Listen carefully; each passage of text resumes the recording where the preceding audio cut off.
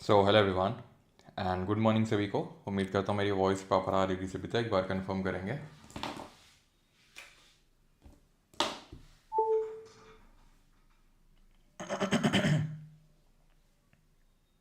तो चलिए शुरू करते हैं आज का लेक्चर नंबर 7, जिसमें कि हम hormones and movements in plants के बारे में जानेंगे। तो आज आपको जानने को मिलेगा कि क्यों आपको एक ही टाइम पे भूख लगती है, आपको एक ही टाइम पे स्लीप यानी कि नींद लगती है, आपको क्यों नहीं जब आप फ़ोन चलाते रहते हैं तो नींद नहीं आती है, क्यों आपकी आवाज़ भारी हो गई थी एक टाइम पे और आपके कई जगहों में बाल आ गए थे, प्यूबर्टी हिट कर गई थी, एंड क्यों आपको रात में चुनूने काटते हैं।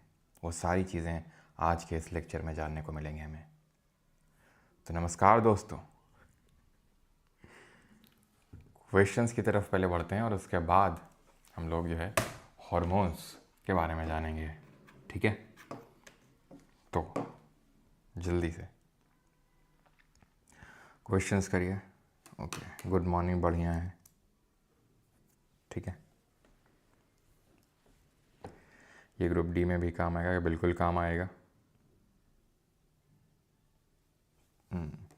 चुनूने क्या होते हैं, चुनूने अभी मैं आपको बताऊंगा, जब हार्मोन पढ़ाऊंगा तो चुनूने बताऊंगा आपको मैं। ठीक है, चुनूने क्या होते हैं ना। एनिमल किंगडम के बारे में क्वेश्चन है ये। Radial symmetry where any plane passing, वैसे तो कल हमने ब्रेन के बारे में पढ़ा था। चलो पहले फिर भी कर लेते हैं। Where any plane passing through the central axis divides the organism into two equal halves is observed in Coelenterata। ओ ये है, ठीक है। तो रेडियल सिमेट्री किसमें देखने को मिलती है? सीलेंट्रेटा या cnidaria, ctenophora and adult echinodermata. Platyhelminthes are triploblastic organism that possess a true body cavity. Eucoelomate होते हैं। ट्रू बॉडी कैविटी होती है? नहीं भाई नहीं, याद करो PC square, P A cube. ठीक है, ये था एस्टेलमेंथिस, ये निमाटोडा, ये था सीउडोसिलोमेट, फॉल सिलोम था यहाँ पर, ऐसे कैविटी में सिलोम पड़ा हुआ था यहाँ पे। तो इसके ऊपर वाले सारे असिलोमेट, इसके नीचे वाले सारे सिलोमेट, और इसके ऊपर ये जो पी है ये प्लैटीहेल्मिन्थिस है। ठीक है, तो प्लैटीहेल्मिन्थिस असिलोमेट होगा, ना कि यूसिलोमेट। तो गया गया गया आया। ठीक, arthropoda is the largest phylum, yes. Jointed legs, open circulatory system, chitin का बना हुआ होता है, ऑटोस्केलेटन, सबसे बड़ा क्लास इसमें इंसेक्टा होता है। और बाकी टूसिलोम होता है एंड ट्रिप्लोब्लास्टिक होता है। ठीक है, ह्यूमन ब्रेन के रिगार्डिंग यहाँ पे स्टेटमेंट दिए। The meninges consist of 3 layer, dura mater, arachnoid and पाया मैटर। तो कैसे हम याद करते हैं? डैप, आउटर, मिडिल और इनर। सही है। The human skull is composed of 22 bones, 14 facial and 8 cranial, yes. When the brain accounts, sorry, while the brain accounts 2% of body weight, it consumes 20% of the oxygen जो requirement होती है। ठीक है, and 1/6 of the cardiac output. Consider the following statement about the forebrain and its function. Brain है, मस्तिष्क है, forebrain, midbrain और hindbrain. Forebrain में हमने पढ़ा था 3 पार्ट होते हैं, cerebrum, thalamus and hypothalamus. Cerebrum is the largest part of the brain, true, and is responsible for functions related to memory and learning, true. Thalamus acts as relay station, true, possessing sensory information like touch, taste, sound before sending। अच्छा, आप मुझे बताओ कि जो sound है, hearing, ये कौन सा लोब रिस्पॉन्सिबल होता है उसके लिए? Hypothalamus is primarily responsible for maintaining the body posture and balance. This is wrong because this is done by cerebellum. और ये किस पार्ट, ब्रेन के किस पार्ट का ये पार्ट होता है? तो तीसरा वाला गलत, because hypothalamus inner body temperature, hunger, thirst, love, lust, ये सब हाइपोथैलेमस ही करता है। ठीक है, option number A 1 and 2 only. तो सेरिबेलम जो होता है हाइंड ब्रेन का पार्ट होता है, और जो सुनना होता है साउंड, वो टेम्पोरल लोब पे आता है। एक तो फ्रंटल लोब होती है, पैराइटल लोब होती है, टेम्पोरल साइड में होती है, और ऑक्सीपिटल। ऑक्सीपिटल देखती है, टेम्पोरल सुनती है, और आगे वाली थिंकिंग एंड रीजनिंग करती है, और ये बीच वाली जो पैराइटल होती है ये प्रोसेसिंग करती है। Regarding hindbrain and spinal cord, consider the following statement. देखिए हाइंड ब्रेन में क्या आता है, पहले तो जैसे ब्रेन स्टेम समझो। ब्रेन स्टेम में क्या आता है? तो ब्रेन स्टेम में मिड ब्रेन आता है, देन पॉन्स आता है फूला हुआ, देन मेडुला ऑब्लोंगाटा आता है, और यहाँ से स्पाइनल कॉर्ड शुरू हो जाती है। प्लस यहाँ पे आपका हाइंड ब्रेन में एक पार्ट होता है, सेरिबेलम भी उसका पार्ट होता है। तो medulla oblongata is responsible for controlling voluntary movements, no involuntary functions. Voluntary नहीं, इनवॉलंटरी को कंट्रोल करता है, जैसे फॉर एग्जांपल हार्ट बीट हो गया, रेस्पिरेशन हो गया, वॉमिटिंग हो गई, ये सब आपका किस में आता है, ये सब आता है मेडुला ऑब्लोंगाटा। ठीक है, तो पहला वाला गलत हो जाएगा, तो अपने आप आंसर आ गया 2 and 3। The pons is the middle portion of the brain that coordinates facial sensations, hearing and eye movements. There are 31 pairs of nerves connected to the spinal cord, including 12 pairs of thoracic nerves. 31 pairs of spinal nerves होती हैं और 12 pairs of कौन सी होती हैं, 12 pairs होती हैं cranial nerves की, जो हमारे दिमाग से निकलती हैं। जो दिमाग से निकलती हैं वो 12 पेयर की होती हैं, जो स्पाइनल कॉर्ड से निकलती हैं वो 31 पेयर की होती हैं। तो हमारा नर्वस सिस्टम था, 2 पार्ट में डिवाइड किए थे, central nervous system, peripheral nervous system. Central में 2 चीज़ें आती हैं, ब्रेन आता है, स्पाइनल कॉर्ड आता है। पेरिफेरल को 2 पार्ट में डिवाइड करते हैं, ऑटोमेटिक और सोमैटिक। सोमैटिक जो हम कंट्रोल कर सकते हैं, जैसे ये सारी चीज़ें, वॉकिंग, राइटिंग, ठीक है, तो वो आ जाता है। वैसे इसमें ब्रेन एंड स्पाइनल कॉर्ड आता है और पीएनएस में सारी नर्व्स आती हैं। अब नर्व्स आपकी है तो ब्रेन से निकल सकती हैं, 12 पेयर हैं, और 31 पेयर नर्व्स निकलती हैं स्पाइनल कॉर्ड से। सोमैटिक जो कंट्रोल कर सकते हैं, ऑटोमेटिक जिसको कंट्रोल नहीं कर सकते हैं। ये भी 2 तरीके का है, सिंपैथेटिक और पैरासिम्पैथेटिक। सिंपैथेटिक क्या होता है, सिंपैथेटिक होता है फाइट और फ्लाइट, फाइट और फ्लाइट होता है इसमें। पैरासिम्पैथेटिक का मतलब होता है रेस्ट एंड डाइजेस्ट, यानी कि जब आराम से सब कुछ चल रहा हो तो पैरासिम्पैथेटिक, जब थोड़ा सा फाइट और फ्लाइट टाइप हो तो सिंपैथेटिक नर्वस सिस्टम वहाँ पे होता है। तो ये आपका ऑटोमेटिक नर्वस सिस्टम का पार्ट है। Okay, consider the following statement about peripheral nervous system. PNS के बारे में यहाँ पे स्टेटमेंट दिए, परिधीय तंत्रिका तंत्र। Afferent nerves carry information from the body organs to the central nervous system. Afferent ये इस तरीके से ले जाती हैं सिग्नल को, carry information from the body organ to the central nervous system. Then यहाँ पे रिले न्यूरॉन होता है, ये आपका एफरेंट न्यूरॉन हो गया, ये रिले न्यूरॉन हो गया, और इस तरीके से जो लौट के आता है दैट इज इफरेंट न्यूरॉन, जो लेके आता है। तो afferent nerves carry information from the body organs to the central nervous system. The sympathetic nervous system controls the rest and digest response to relax the body system, CS. The autonomic nervous system regulates the involuntary physiological process such as heart rate, digestion and blood pressure. Autonomic nervous system की बात कर रहा है, जबकि बिल्कुल ठीक है, somatic आपका जो होता है वो कंट्रोल करता है किसको, जो आप कंट्रोल कर सकते हैं उसको, ठीक है। ऑटोनॉमिक जो हमारे कंट्रोल के बाहर है, ठीक है। तो यहाँ पर आंसर हो जाएगा ऑप्शन नंबर डी 1, 2 and 3। तो एफरेंट इन्फॉर्मेशन को लेके जाते हैं, इफरेंट लेके आते हैं, ठीक है। इफरेंट को इनको ये मोटर न्यूरॉन्स भी बोलते हैं। सिंपैथेटिक, ठीक है, सिंपैथेटिक, सॉरी ओके गलत हो गई है, बिकॉज यहाँ पे पैरासिम्पैथेटिक होता है ना कि सिंपैथेटिक, ठीक है। तो 1 and 3 आंसर होगा, पैरासिम्पैथेटिक होगा इसकी जगह। रेस्ट एंड डाइजेस्ट का पैरासिम्पैथेटिक होता है, सिंपैथेटिक फाइट और फ्लाइट, ठीक है। फाइट और जो फ्लाइट वाला सिस्टम होता है वो सिंपैथेटिक में आता है, ठीक है। तो यहाँ पे क्वेश्चंस होते हैं हमारे ख़त्म। ऑलराइट, अब हम आएंगे आज के टॉपिक पे, and that is glands and hormones. यानी कि अब हम जानेंगे कि क्यों भूख लगती है एक टाइम पे, क्यों नींद लगती है एक टाइम पे, क्यों प्यूबर्टी हिट करती है, कब क्यों हिट करती है वो, ठीक है, एंड क्यों तुमको रात में चिरोने काटते हैं, ठीक है। शुरू करते हैं। देखिए टॉपिक इसका आपको दिख रहा होगा ग्लैंड्स एंड हार्मोन्स, लेकिन हार्मोन्स को जानने से पहले हमें ग्लैंड्स के बारे में समझना होगा। ग्रंथियाँ क्या होती हैं वो हमें जानना होगा, एक गतियाँ नहीं होगा, ग्रंथियाँ होगा यहाँ पे, तो ग्रंथियों के बारे में हमें जानना होगा। तो glands are organs in the body that produce and release substances either hormones or other chemicals to perform specific functions. ग्रंथियाँ शरीर के वे अंग हैं जो विशिष्ट कार्यों के लिए हार्मोन या अन्य रसायनों जैसे पदार्थों का उत्पादन और स्राव करते हैं। यानी या तो हार्मोन्स रिलीज करते हैं या अदर केमिकल्स रिलीज करते हैं कुछ फंक्शन परफॉर्म करने के लिए, स्पेसिफिक फंक्शन परफॉर्म करने के लिए। एंडोक्राइन जो ग्लैंड, अब ग्लैंड्स को हम 2 कैटेगरी में डिवाइड करते हैं, एंडोक्राइन, एक्सोक्राइन, अंतःस्रावी, बाह्यस्रावी। एंडोक्राइन वो होते हैं जो हार्मोन रिलीज करते हैं, हार्मोन रिलीज करते हैं ये, और एक्सोक्राइन एंजाइम रिलीज करते हैं। ये हार्मोन रिलीज करते हैं, ये एंजाइम रिलीज करते हैं। तो अभी हमने क्या देखा, ग्लैंड क्या होते हैं, जो हार्मोन या अदर केमिकल मतलब एंजाइम रिलीज करते हैं। क्यों? वो एक फंक्शन को परफॉर्म करना चाहते हैं। वो एक फंक्शन को परफॉर्म करना चाहते हैं। क्या फंक्शन परफॉर्म करना चाहते हैं वो अभी हम देखेंगे। दे रिलीज हार्मोन्स, वो हमने देख लिया है, डायरेक्टली इनटू द ब्लड।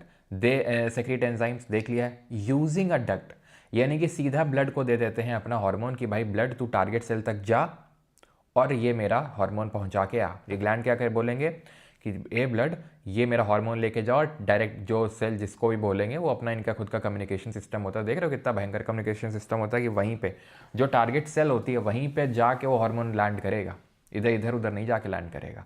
ठीक है, तो ब्लड उसको लैंड करवाएगा। ठीक, अब वो हमें इतना डेप्थ में नहीं पढ़ना है कि क्यों कहीं पे स्पेसिफिक टारगेट सेल पे वो लैंड करता है। ठीक, लेकिन जो एक्सोक्राइन ग्लैंड होते हैं इनको चाहिए डक्ट।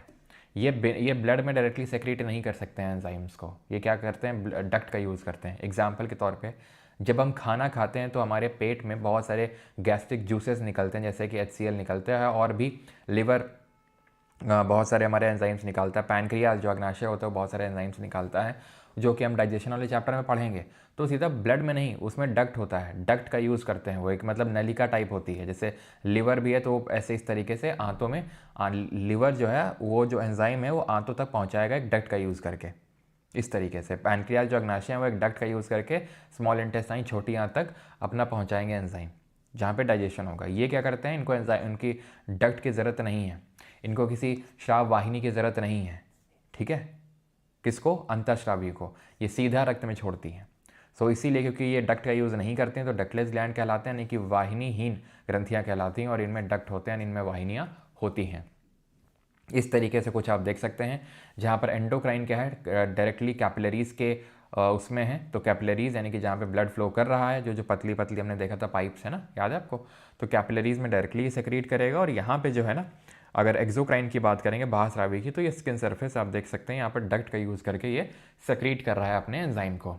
ठीक है, एंडोक्राइन सिस्टम पे आते हैं। सबसे पहले एंडोक्राइन सिस्टम मतलब जो अंतःस्रावी ग्रंथि हैं वो देखेंगे, और वो कौन कौन से हार्मोन्स रिलीज़ करते हैं वो देखेंगे। तो यहाँ पे थोड़ा बहुत अगर आप देखेंगे तो थोड़ा ओवरव्यू ले लीजिए, बाकी तो अभी हम डिटेल में चर्चा करने ही वाले हैं एक एक करके। तो यहाँ पे आप दिमाग पे आइए, तो दिमाग में आपको 3 ग्लैंड पढ़ने हैं, हाइपोथैलेमस, पिट्यूटरी और पीनियल। हाइपोथैलेमस, पिट्यूटरी और पीनियल, अभी सब हिंदी नेम्स और सब आगे लिखा हुआ, तो चिंता ना करिए। ये गले में जो होता है थायराइड और पैराथायराइड होता है, दो हैं, थायराइड और पैराथायराइड।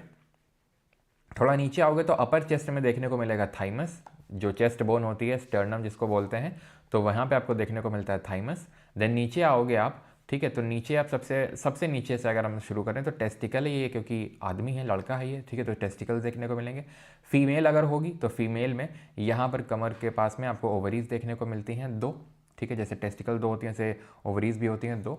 देन ये जो किडनी है, ठीक है, जो किडनी है वो उसके ऊपर, अब ये सर इसके ऊपर आपको नहीं दिखेगा बिकॉज आपको ये पता होना चाहिए कि जो राइट किडनी वो थोड़ा ऊपर होती है लेफ्ट के कंपैरिजन में, तो यहाँ पर आप देख सकते हैं वैसे है, यहाँ पर भी इसके ऊपर भी कैप होगी, जो यहाँ पे दिख नहीं रही है क्योंकि वो लिवर के पीछे थोड़ा हाइड हो गई है। तो ये कहलाते हैं एड्रिनल ग्लैंड। देन ऊपर आएगा पैनक्रियाज, ठीक है, ये चीज़ है। तो ये सारे हमारे ग्लैंड है जिनके बारे में हमें आज के लेक्चर में पढ़ना है। शुरू करें ऊपर से एकदम, हाइपोथैलेमस और पिट्यूटरी से। चलो तो शुरू करते हैं प्रमुख अंतःस्रावी ग्रंथियां। सबसे पहले हाइपोथैलेमस में, तो हमें पता है ब्रेन में जो 4 ब्रेन है अग्र मस्तिष्क का, उसका हिस्सा होता है हाइपोथैलेमस। हमने पिछले लेक्चर में, कल के लेक्चर में पढ़ा है। और हाइपोथैलेमस क्या करता है, इनर बॉडी टेम्परेचर को रेगुलेट करता है। हंगर हो गया, थर्स्ट हो गया, यानी कि भूख, प्यास, लव, एंगर, ये सब हाइपोथैलेमस कंट्रोल करने का काम करता है। It is a brain region crucial for regulating many bodily functions including hormone release, body temperature, hunger, sleep wake cycle। ये बहुत सारी चीज़ों को रेगुलेट करता है। और कैसे रेगुलेट करता है, तो ये हार्मोन्स को भी रिलीज करता है। Hypothalamus is responsible for regulating the secretion of hormones and the pituitary gland releases these hormone into the blood stream. तो पहली बात तो तुम ये समझ लो, ये जो नीला नीला यहाँ पर बना हुआ है ये हाइपोथैलेमस है, और इसके नीचे जो आपको पीला पीला दिख रहा है ये है आपका पिट्यूटरी ग्लैंड। हाइपोथैलेमस कभी भी डायरेक्टली सेक्रीट नहीं करता है ब्लड में, तो कैसे डक्ट का यूज़ करता है, नहीं, डक्ट का यूज़ नहीं करता है। डक्ट का यूज़ करता तो एंडोक्राइन ना होता। ये क्या करता है, दूसरे ग्लैंड को दे देता है कि भाई तुम रिलीज़ कर देना, हमारे पास टाइम नहीं है, ठीक है। तो इसने क्या किया, ये डायरेक्टली ब्लड में हार्मोन रिलीज करने के बजाय इसने इसके जो नीचे एक ग्लैंड सिचुएटेड है जिसको पिट्यूटरी ग्लैंड बोलते हैं, उसमें ये रिलीज कर देता है अपना हार्मोन। अब पिट्यूटरी ग्लैंड में आप देखने को मिलेगा, पिट्यूटरी ग्लैंड जो हाइपोथैलेमस के जस्ट नीचे बेस में है, उसमें 2 पार्ट होते हैं, जैसे टेस्टिकल्स होते हैं मेल्स में, ठीक है। तो उसी तरीके से थोड़ा सा समझ लो, ठीक है, कि ये एक एंटीरियर लोब होता है और एक पोस्टीरियर लोब होता है, ठीक है। एंटीरियर लोब और पोस्टीरियर लोब होता है, ठीक है। एंटीरियर लोब होता है और पोस्टीरियर लोब होता है। तो एंटीरियर लोब और पोस्टीरियर लोब दोनों को अलग अलग हमें पढ़ना है। क्यों पढ़ना अभी आपको समझ में आएगा। तो पहली बात तो इसको पीयूष ग्रंथि बोलते हैं और ये बहुत छोटा होता है, लगभग आधे ग्राम का इसका वेट होता है। वैसे वेट पूछेगा नहीं, बट फिर भी आधे ग्राम का इसका वेट होता है। Now this anterior pituitary produces and secretes a variety of hormones that regulate various physiological processes including growth, metabolism, reproduction and stress hormone. अगर पीयूष जो है विभिन्न प्रकार के हार्मोन का उत्पादन और स्राव करता है जो विकास, चयापचय, प्रजनन और तनाव प्रतिक्रिया सहित विभिन्न शारीरिक प्रक्रियाओं को विनियमित करता है। पहले समझ लो, ग्रोथ समझ में आती है। ग्रोथ का मतलब होता है कि हाइट बढ़ाना और ये सब करना। मेटाबॉलिज्म क्या होता है? मेटाबॉलिज्म होता है जो हम खाना खाते हैं तो उसको एनर्जी, उससे एनर्जी को प्रोड्यूस करना। क्या बोलते हैं उसको? मेटाबॉलिज्म बोलते हैं। खाना खाते हैं, कुछ भी ड्रिंक पीते हैं तो उससे एनर्जी, उसको ब्रेक करना, उसको एनर्जी में प्रोड्यूस करना, उससे एनर्जी बनाना, वो मेटाबॉलिज्म कहलाता है। रिप्रोडक्शन तो आप जानते ही हैं, और स्ट्रेस हार्मोन जो स्ट्रेस रेस्पॉन्स है। तो कौन कौन से हार्मोन्स प्रोड्यूस और रिलीज करता है? प्रोड्यूस और सेक्रीट करता है। प्रोड्यूस का मतलब बनाना, सेक्रीट का मतलब उसका स्राव करना, उसको छोड़ना ब्लड में। तो हार्मोन रिलीज होते हैं जैसे prolactin. Prolactin it is involve in the formation of milk, यानी ये दूध के निर्माण में शामिल है। दूध मतलब जो फीमेल्स में हमें पता है मैमरी ग्लैंड्स होते हैं, ठीक है। तो उसके बाद जब चाइल्ड बर्थ होता है तो उसके बाद मिल्क को फॉर्म करना, मेनली तो उससे पहले भी, ठीक है, तो मेनली मिल्क को फॉर्म करना ये प्रोलैक्टिन का काम होता है, ठीक है। मिल्क को सेक्रीट करना नहीं, ध्यान रखना, ये सिर्फ फॉर्मेशन तक है, ठीक है, फॉर्मेशन तक है। सेक्रीट में दूसरा हार्मोन आता है, वो कौन आता है? वो आता है आपका, अभी हम देखेंगे, ऑक्सीटोसिन करके होता है, ठीक है। लेकिन उससे पहले प्रोलैक्टिन समझ गए।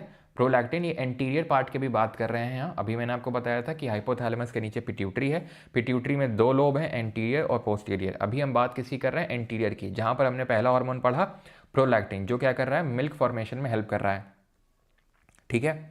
चलो देन ग्रोथ हार्मोन पे आते हैं अभी, ठीक है। तो आप यहाँ पे देख सकते हैं, यहाँ से वो रिप्रोडक्शन वाली चीज़ कवर हो गई कि हाँ, जो अगर हम देखें प्रोलैक्टिन है तो ये एक तरीके का फीमेल का सेक्स हार्मोन बोल सकते हैं, मेल में तो देखने को मिलेगा नहीं है, ठीक है। ग्रोथ हार्मोन पे आते हैं, इसको सोमैटोट्रोपिन के नाम से जानते हैं। तो ग्रोथ हार्मोन रिलीजिंग हार्मोन, यानी कि GHRH इन शॉर्ट बोलते हैं, ये ग्रोथ हार्मोन रिलीज करता है। अगेन जो एंटीरियर पिट्यूटरी है उसी की ही बात कर रहे हैं, जो प्रोड्यूस करता है और सेक्रीट भी करता है साथ साथ। Deficiency of growth hormone leads to dwarfism, बौनापन आ जाता है अगर ग्रोथ हार्मोन ढंग से सेक्रीट ना हुआ, इसकी डेफिशिएंसी हो गई तो। और अगर ज़्यादा सेक्रीट हो गया, एक्सेस में सेक्रीट हो गया तो भी दिक्कत है, या तो गाइगेंटिज्म हो जाएगा या एक्रोमेगली हो जाएगा। गाइगेंटिज्म में क्या होता है? आपका बहुत ज़्यादा बॉडी ग्रोथ हो जाता है, स्केलेटल डेवलपमेंट भी तगड़ा हो जाता है, बहुत लंबे चौड़े आप दिखते हैं। एक्रोमेगली में क्या है कि आपके सर्टेन पार्ट जैसे कि हाथ और पैर वो बहुत ज़्यादा बढ़ गए, ऐसे याद कर लो।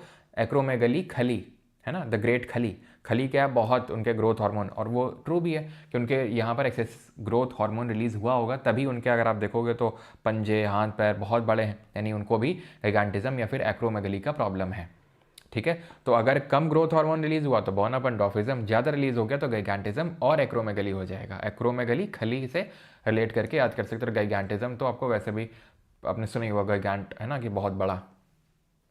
अब आते हैं पोस्टीरियर पार्ट पे, ठीक है। एंटीरियर में हमने पढ़ लिया, प्रोलैक्टिन पढ़ा, और हमने पढ़ा ग्रोथ हार्मोन। क्या पढ़ा? प्रोलैक्टिन मिल्क के फॉर्मेशन में, और हमने पढ़ा ग्रोथ हार्मोन। अब हम आते हैं पोस्टीरियर पार्ट में। Posterior pituitary stores and releases hormones produced by hypothalamus but does not produce hormone itself. ये क्या कर रहा था? खुद ही प्रोड्यूस कर रहा था इंटीरियर पार्ट, और खुद ही सेक्रीट कर रहा था। यहाँ पे सिर्फ सेक्रीशन का काम है, प्रोड्यूसिंग का काम है ही नहीं। क्यों? क्योंकि यहाँ पे सिर्फ सेक्रीट करना है, प्रोड्यूस नहीं करता है। क्यों? क्योंकि हाइपोथैलेमस के द्वारा दिए गए जो हार्मोन्स हैं उनको ये पोस्टीरियर पार्ट क्या करता है? स्टोर कर लेता है, और टाइम आने पर उनको रिलीज कर देता है। हार्मोन्स जैसे कि ADH और ऑक्सीटोसिन। ADH क्या है? ADH को पढ़ेंगे, पहले ऑक्सीटोसिन देखो। ऑक्सीटोसिन को लव हार्मोन बोलते हैं।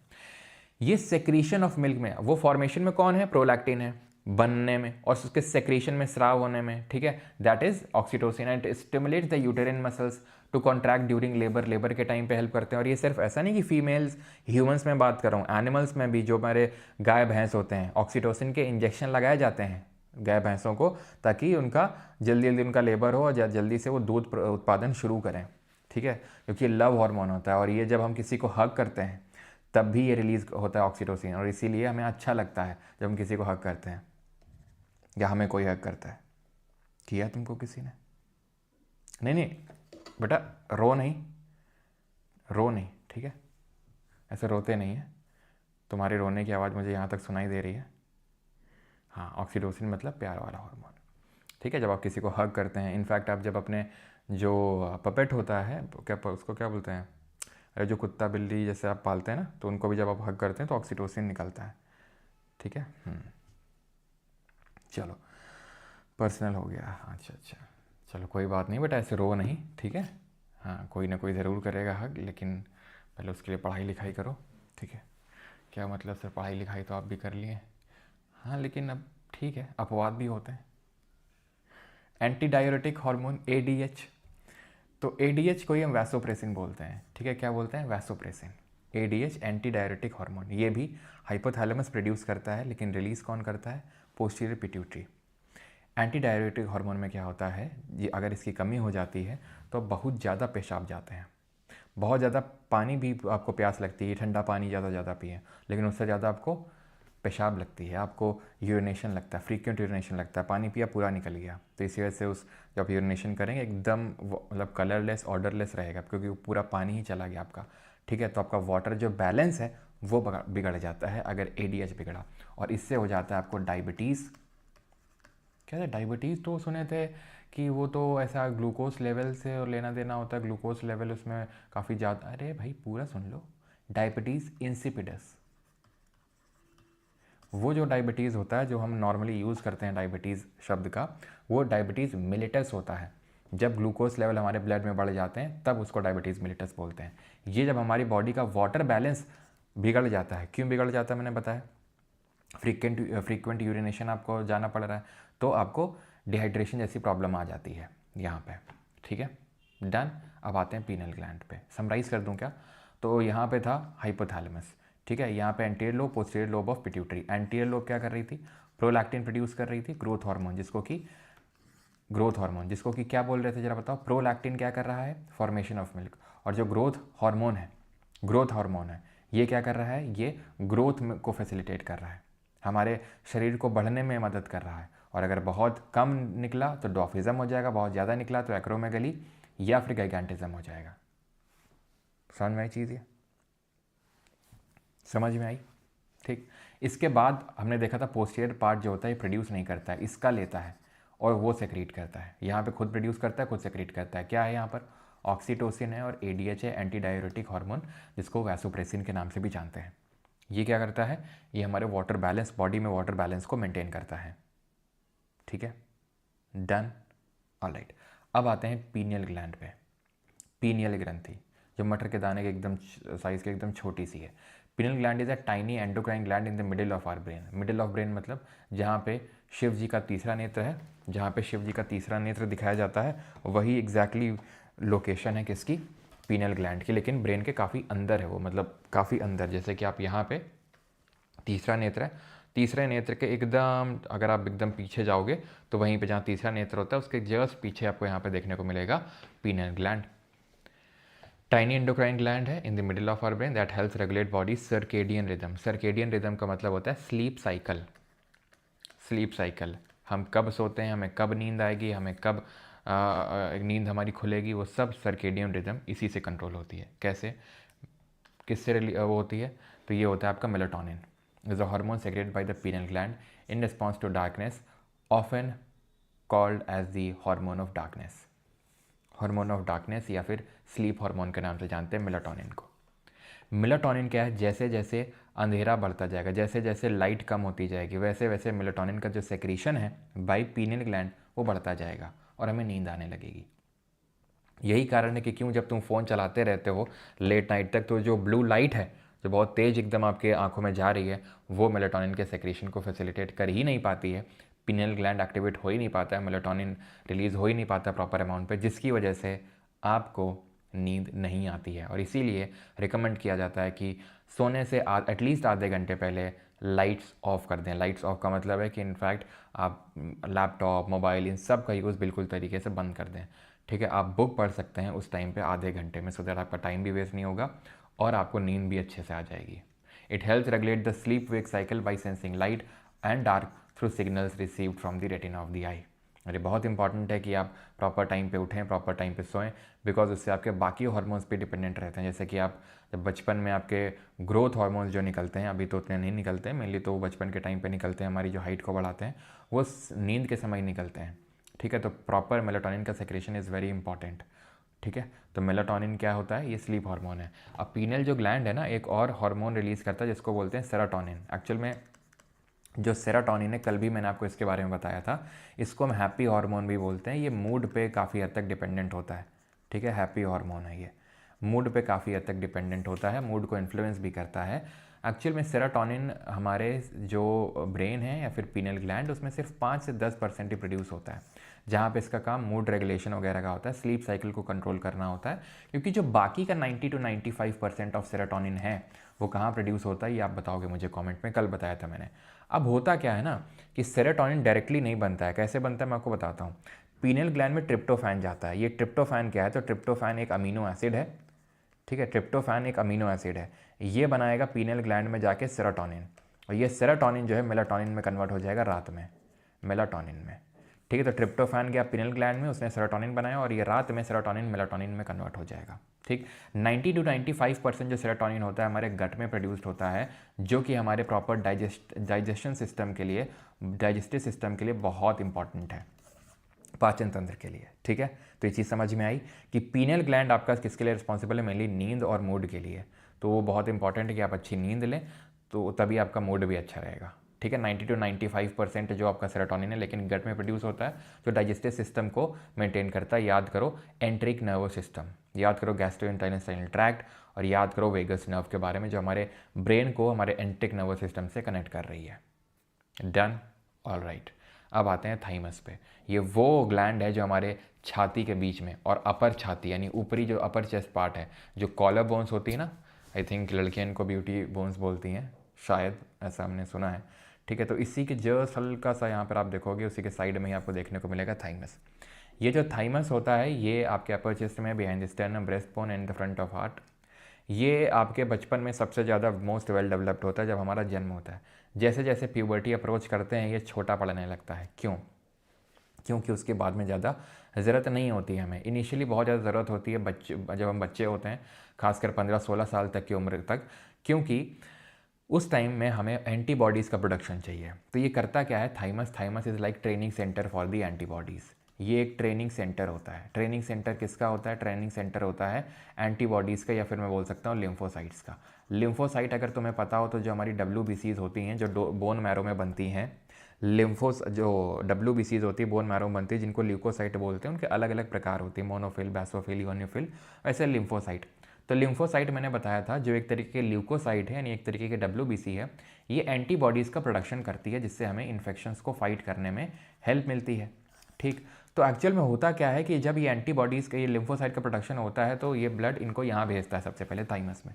यहाँ चलती है इनकी प्रॉपर ट्रेनिंग कि किस तरीके से अगर कोई फॉरेन पार्टिकल आएगा तो किस तरीके से उसको मार भगाना है, वो आपको किस तरीके से मार भगाना है, वो यहाँ पे सिखाया जाता है एंटीबॉडीज़ को।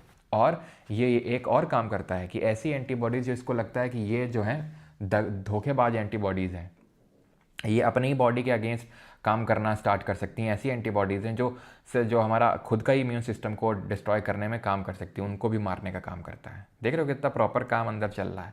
ठीक है, ऐसे जो अपने ही थाली में छेद करने वाली एंटीबॉडीज़ है उनको मारता है, प्लस बाकियों को ट्रेन करता है ताकि कोई अगर फॉरेन पार्टिकल आए तो उसको किस तरीके से मारना है। ठीक, तो इसीलिए जब बचपन में हमारी जो इम्यून स्ट्रेंथ है वो बहुत ज़्यादा होती है, इम्यूनल अगर हम स्ट्रेंथ बात करें, तो हम, अब वो आप बोल सकते हो फिर बीमार क्यों पड़ते हैं, हर चीज़ का वो काउंटर है। बीमार इसलिए पड़ते हैं क्योंकि भाई हर चीज़ की एक लिमिट होती है। ऐसा तो है नहीं कि तुम कुछ भी कचरा डाल दोगे और कुछ होगा ही नहीं, सिंपल सी बात है। लेकिन फिर भी हम इतना बाहर खेलते हैं और ये सारी चीज़ें करते हैं, उसके बाद भी हमें नहीं होती हैं, क्योंकि यहाँ पर एंटीबॉडीज़ काफ़ी अच्छी प्रोड्यूस होती हैं और इम्यून सिस्टम के लिए रिस्पॉन्सिबल होता है मेनली ड्यूरिंग द चाइल्डहुड। जैसे प्यूबर्टी अप्रोच करते हैं, धीरे धीरे इसका साइज़ श्रिंक होने लगता है और इसके जगह फैट ले लेता है। तो it is responsible for maturation of जो टी लिम्फोसाइट्स होती हैं, T cells which are essential for fighting infections. तो ये अपना थाइमस। थायराइड से बेटा इसको कन्फ्यूज़ मत करना, थायराइड इसके ऊपर होगा गले में। ठीक है, क्लियर है? All right. अब आते हैं यहाँ पे थायराइड ग्लैंड पे, थायराइड ग्रंथि पे। तो the thyroid is a butterfly shaped gland located in the neck. तो ये बटरफ्लाई के शेप का होता है, तितली के आकार की ये ग्रंथि है। It produces a hormone called as thyroxine.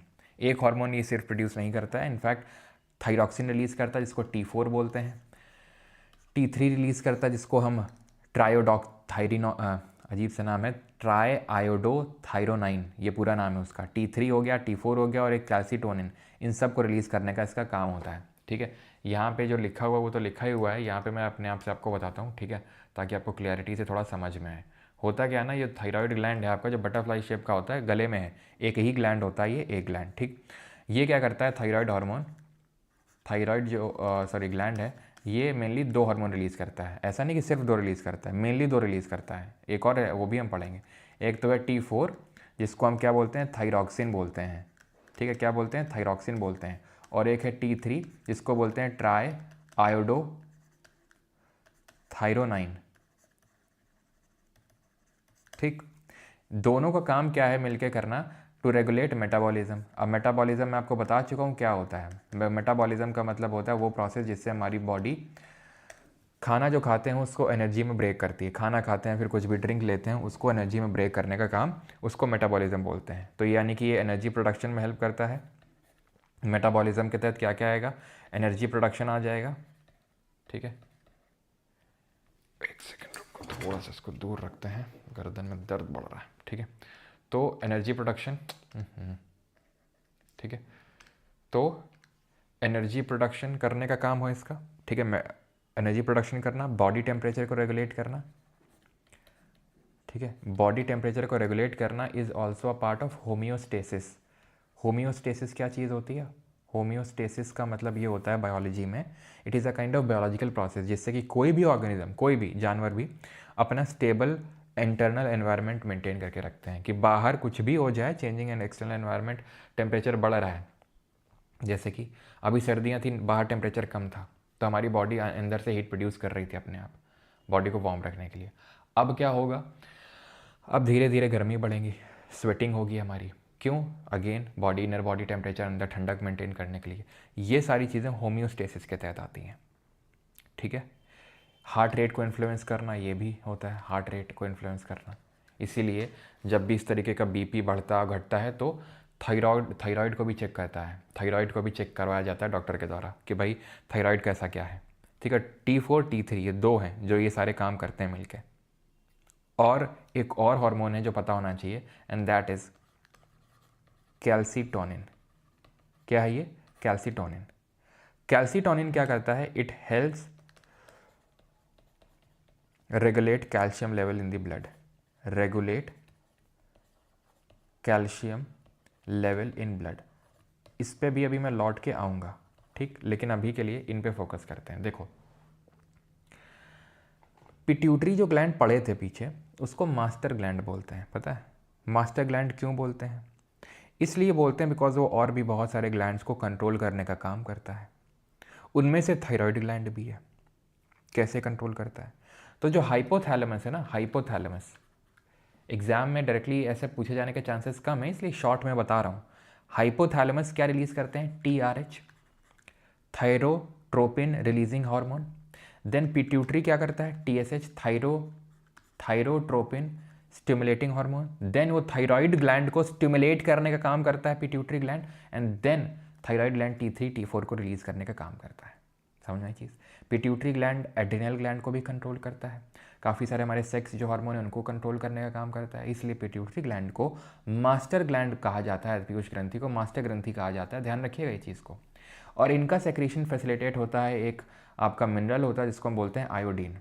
Iodo से आप याद कर सकते हो, आयोडो, आयोडीन। इसीलिए अगर आपकी खाने में आयोडीन की मात्रा कम है तो आपको घेंगा रोग होने के चांस है। घेंगा रोग क्या होता है, घेंगा रोग जब आपका T4 की मात्रा काफ़ी कम हो जाएगी तो आपका गला सूज सा जाएगा, मोटा सा हो जाएगा। पहाड़ी लोगों में ज़्यादा देखने को मिलता है। पहले दूरदर्शन जब लोग देखा करते थे तो एक ऐड भी आती थी, मुझे एग्जैक्टली तो अब याद नहीं है, लेकिन एक तो ऐड आती थी, कोई भी ऐसा पहाड़ी लोगों को वहाँ पे दिखाया जाता था। तो अभी आप कोई भी नमक देखोगे, पैकेट देखोगे तो उसमें लिखा होगा आयोडाइज्ड सॉल्ट, यानी कि सॉल्ट में NaCl में आयोडीन भी डाला गया है, सो दैट आपकी आयोडीन की भी मात्रा प्रॉपर मेंटेन रहे, सो दैट आपका जो थायराइड है वो एक्टिवेटेड रहे और आपका T4 रिलीज हो। नहीं तो आपको क्या हो सकता है, नहीं तो आपको घेंगा हो सकता है, जिसको अंग्रेजी में ग्वाइटर बोलते हैं। ठीक है, this deficiency may also called the thyroid gland to enlarge, बड़ा हो जाएगा, leading to the condition known as goitre. An excess production of iodine can result in hyperthyroidism. देखिए, अगर थायरॉक्सिन ज़्यादा रिलीज़ हो गया, आयोडीन ज़्यादा हो गया, तो थायरॉक्सिन भी ज़्यादा स्टिमुलेट होगा, थायरॉक्सिन भी ज़्यादा निकलेगा, तो हाइपरथायरॉयडिज्म हो जाएगा। और अगर कम निकला, डेफिशिएंसी हो गया आयोडीन की, तो हाइपोथायरॉयडिज्म हो जाएगा। हाइपो का मतलब कम, इसमें क्या होता है, वेट गेन हो जाना, थकावट रहना, ठीक है, और बहुत ही स्लो मेटाबॉलिक प्रोसेसेस होते हैं। हाइपर में क्या होता है, फास्ट होते हैं, एंग्जाइटी बहुत ज़्यादा होती है, फास्ट हो जाता है हार्ट रेट, वेट लॉस हो जाता है, ये सब हाइपरथायरॉयडिज्म में होता है। जब आपका, ऐसे समझ लो कि जब आप ज़्यादा आयोडीन कंज्यूम कर रहे हो तब ऐसा होता है, ठीक है। यस, देश का नमक, बिल्कुल। अब आते हैं पैराथायरॉयड ग्लैंड पे। ये थायराइड से बस ऐसे रिलेटेड है कि थायराइड के पास में लोकेटेड है, बाकी और थायराइड से कोई लेना देना है नहीं। थायराइड सिर्फ एक ग्लैंड है, और थायराइड एक ही ग्लैंड है, और वो गर्दन के आगे आगे हिस्से में, वेंट्रल साइड में प्रेजेंट है। ये जो है थायराइड के पीछे है, ये जो पैराथायराइड है ये उसके पीछे है, ध्यान रहेगा ये चीज़। और ये 4 ग्लैंड होते हैं, दीज आर 4 स्मॉल ग्लैंड, वो एक ही था, ये 4 हैं, and they are located behind the thyroid gland. The main role of parathyroid gland is to regulate the level of calcium in the blood and bones. They do this by producing a hormone called as parathyroid hormone. Regulate करते हैं calcium level को। अब तुम बोलोगे यही तो थोड़ी देर पहले तुम कैल्सीटोनिन में बताए थे, जो थायराइड रिलीज करता है, बिल्कुल बताए थे, लेकिन दोनों का काम एकदम उल्टा है। कैल्सीटोनिन क्या करता है, कैल्सीटोनिन डिक्रीजेस, क्या करता है, decreases blood calcium levels, blood calcium levels. और ये क्या करता है, पैराथायराइड हार्मोन, ये increases blood calcium levels, blood calcium levels. मतलब ये है कि कैल्शियम को किसकी ज़रूरत होती है। कैल्शियम हमारे बॉडी में 99% बोन्स में पाया जाता है। आई होप सभी को ये चीज़ तो पता ही होगी, हड्डियों के बारे की हड्डियों में पाया जाता है, लेकिन 1% हमारे ब्लड में भी पाया जाता है। क्यों, ब्लड में क्या ज़रूरत है, क्योंकि ब्लड में तो हम सुनते हैं कि अगर हमारी हार्ट में, आर्टरीज़ में अगर ज़्यादा कैल्शियम स्टोर हो गया तो हार्ट अटैक आने के चांसेस रहते हैं, बिल्कुल आने के चांसेस रहते हैं। लेकिन कैल्शियम ब्लड में इसलिए ज़रूरी है क्योंकि कैल्शियम के बिना, अगर कैल्शियम नहीं होगा तो हमारा जो हार्ट है प्रॉपर तरीके से कॉन्ट्रैक्ट कर ही नहीं पाएगा, और कॉन्ट्रैक्ट नहीं कर पाएगा तो वो ब्लड को पंप नहीं कर पाएगा, ब्लड नहीं पहुंच पाएगा। तो कैल्शियम इसलिए बहुत ज़रूरी है, और यही कारण है कि क्यों अगर ब्लड में कैल्शियम की मात्रा अगर कम हुई तो हमारा जो शरीर है वो इस तरीके से बना है कि बोन्स का कैल्शियम सैक्रिफाइस कर सकता है, वो बोन्स से उठा के लेके आएगा फिर वो। क्यों, हड्डियाँ कमज़ोर हल्की सी चलेंगी, लेकिन अगर हार्ट ही काम नहीं करेगा, ब्लड पंप नहीं कर पाएगा तो फिर लाइफ सर्वाइव ही नहीं कर सकती है। तो जो एसेंशियल काम है, जैसे कि बाल हमारे क्यों झड़ जाते हैं, क्योंकि अगर हमारे स्ट्रेस है, अगर हमें एनर्जी, हमारे अगर न्यूट्रिएंट्स प्रॉपर अगर हम बॉडी को नहीं दे रहे हैं, तो हमारी बॉडी को लगता है कि भाई बिना बाल के तो काम चल जाएगा, लेकिन शरीर के जो इंपॉर्टेंट फंक्शंस है वो नहीं रुकने चाहिए। अब वो बात अलग है कि तो मैं, ठीक है खैर छोड़ो। तो बोन्स 99% हो गया कैल्शियम, 1% हमारे ब्लड में होता है। क्यों होता है, सो दैट हार्ट प्रॉपर तरीके से फंक्शन कर सके। और ये जो करता है दैट इज़ आपका कैल्सीटोनिन, ये डिक्रीज़ करता है ब्लड के कैल्शियम लेवल को। डिक्रीज़ होना भी ज़रूरी है, कोई भी चीज़ की अति होना अच्छी बात नहीं है। ना तो बिल्कुल कम होगा, बिल्कुल अगर कम हो जाएगा, अगर मान लो ये करता है डिक्रीज़ करता है, तो डिक्रीज़ क्यों करता है, क्योंकि अगर बहुत ज़्यादा हो गया तो जो हमारी हार्ट वाली जो आर्टरीज़ हैं, जिनको कोरोनरी आर्टरी बोला जाता है, which is the main cause of the heart attacks, ठीक है, जिसको हम कोरोनरी आर्टरी, एक्चुअल में जो मेरे फादर को भी आया था हार्ट अटैक, उसमें भी जो पोस्टमार्टम रिपोर्ट थी उसमें वही निकल के आया था, CAD, कोरोनरी जो आर्टरी डिजीज़ होती है CAD। तो उसमें वो कोरोनरी आर्टरी वो आर्टरी होती है, मेन आर्टरी होती है जो आपके हार्ट को ब्लड देती है। हार्ट सबको ब्लड देता है और हार्ट को ब्लड देने वाली होती है कोरोनरी आर्टरी। अगर वो ब्लॉक हो जाए, जिसमें कि मेन आपका कैल्शियम लेवल भी होता है, कि तो कैल्शियम हो सकता है या कोलेस्ट्रॉल का डिपोजिशन हो सकता है, या फिर मेनली तो यही 2 चीज़ें होती हैं, तो भी दिक्कत हो जाती है। कोलेस्ट्रॉल अगर आपको चेक करवाना है तो वो तो ब्लड में हो जाएगा। एक्चुअली आपकी कोरोनरी आर्टरी में कितना कोलेस्ट्रॉल डिपॉजिटेड है, तो उसके लिए थोड़ा सा ज़्यादा हेक्टिक प्रोसेसेस होते हैं, लेकिन कैल्शियम लेवल तो चेक किया जा सकता है आसानी से। किसी भी आर्टरी में जो डॉक्टर क्या करता है, किसी भी आर्टरी में आपकी ब्लड, आपकी शरीर की कोई भी नस होगी, हाथ की नस होगी, उससे भी वो कैल्शियम लेवल को चेक कर लेगा, और बहुत एग्जैक्टली पता चल जाता है, एग्जैक्टली तो नहीं लेकिन बहुत हद तक ये पता चल जाता है कि आपकी जो कोरोनरी आर्टरी है, जो मेन आर्टरी है, हार्ट तक जो ब्लड को सप्लाई कर रही है, उसमें कितना एक्चुअल में कैल्शियम का डिपोजिशन होगा, ठीक है, उसमें कितना कैल्शियम का डिपोजिशन हो सकता है।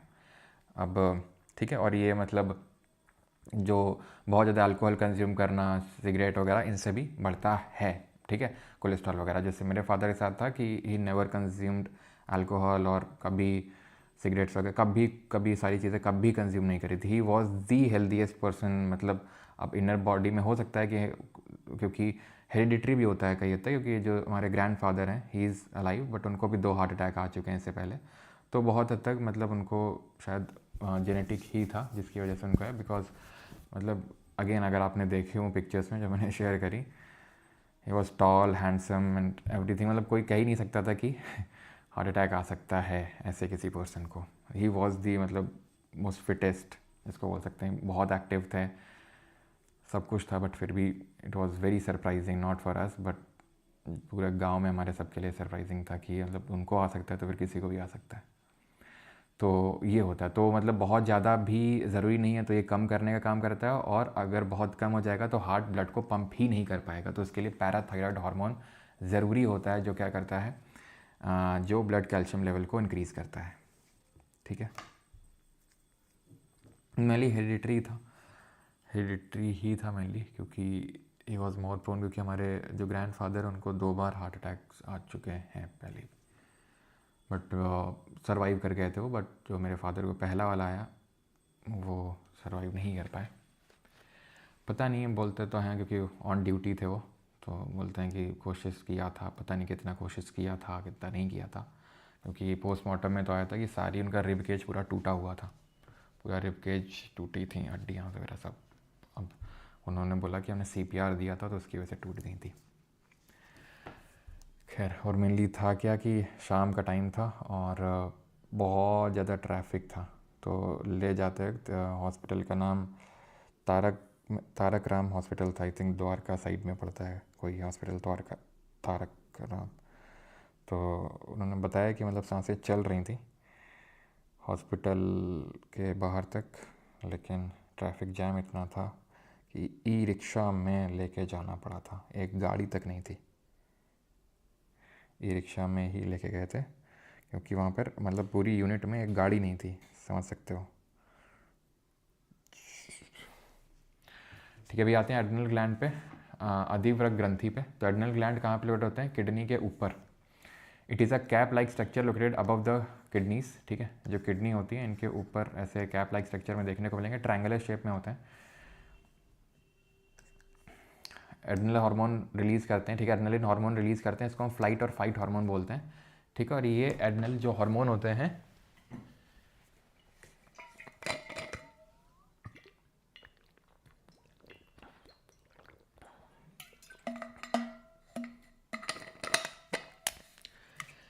जैसे कल मैंने आपको एक कंडीशन पढ़ाई थी, जो हमारा ये ऑटोमेटिक नर्वस सिस्टम होता है उसमें एक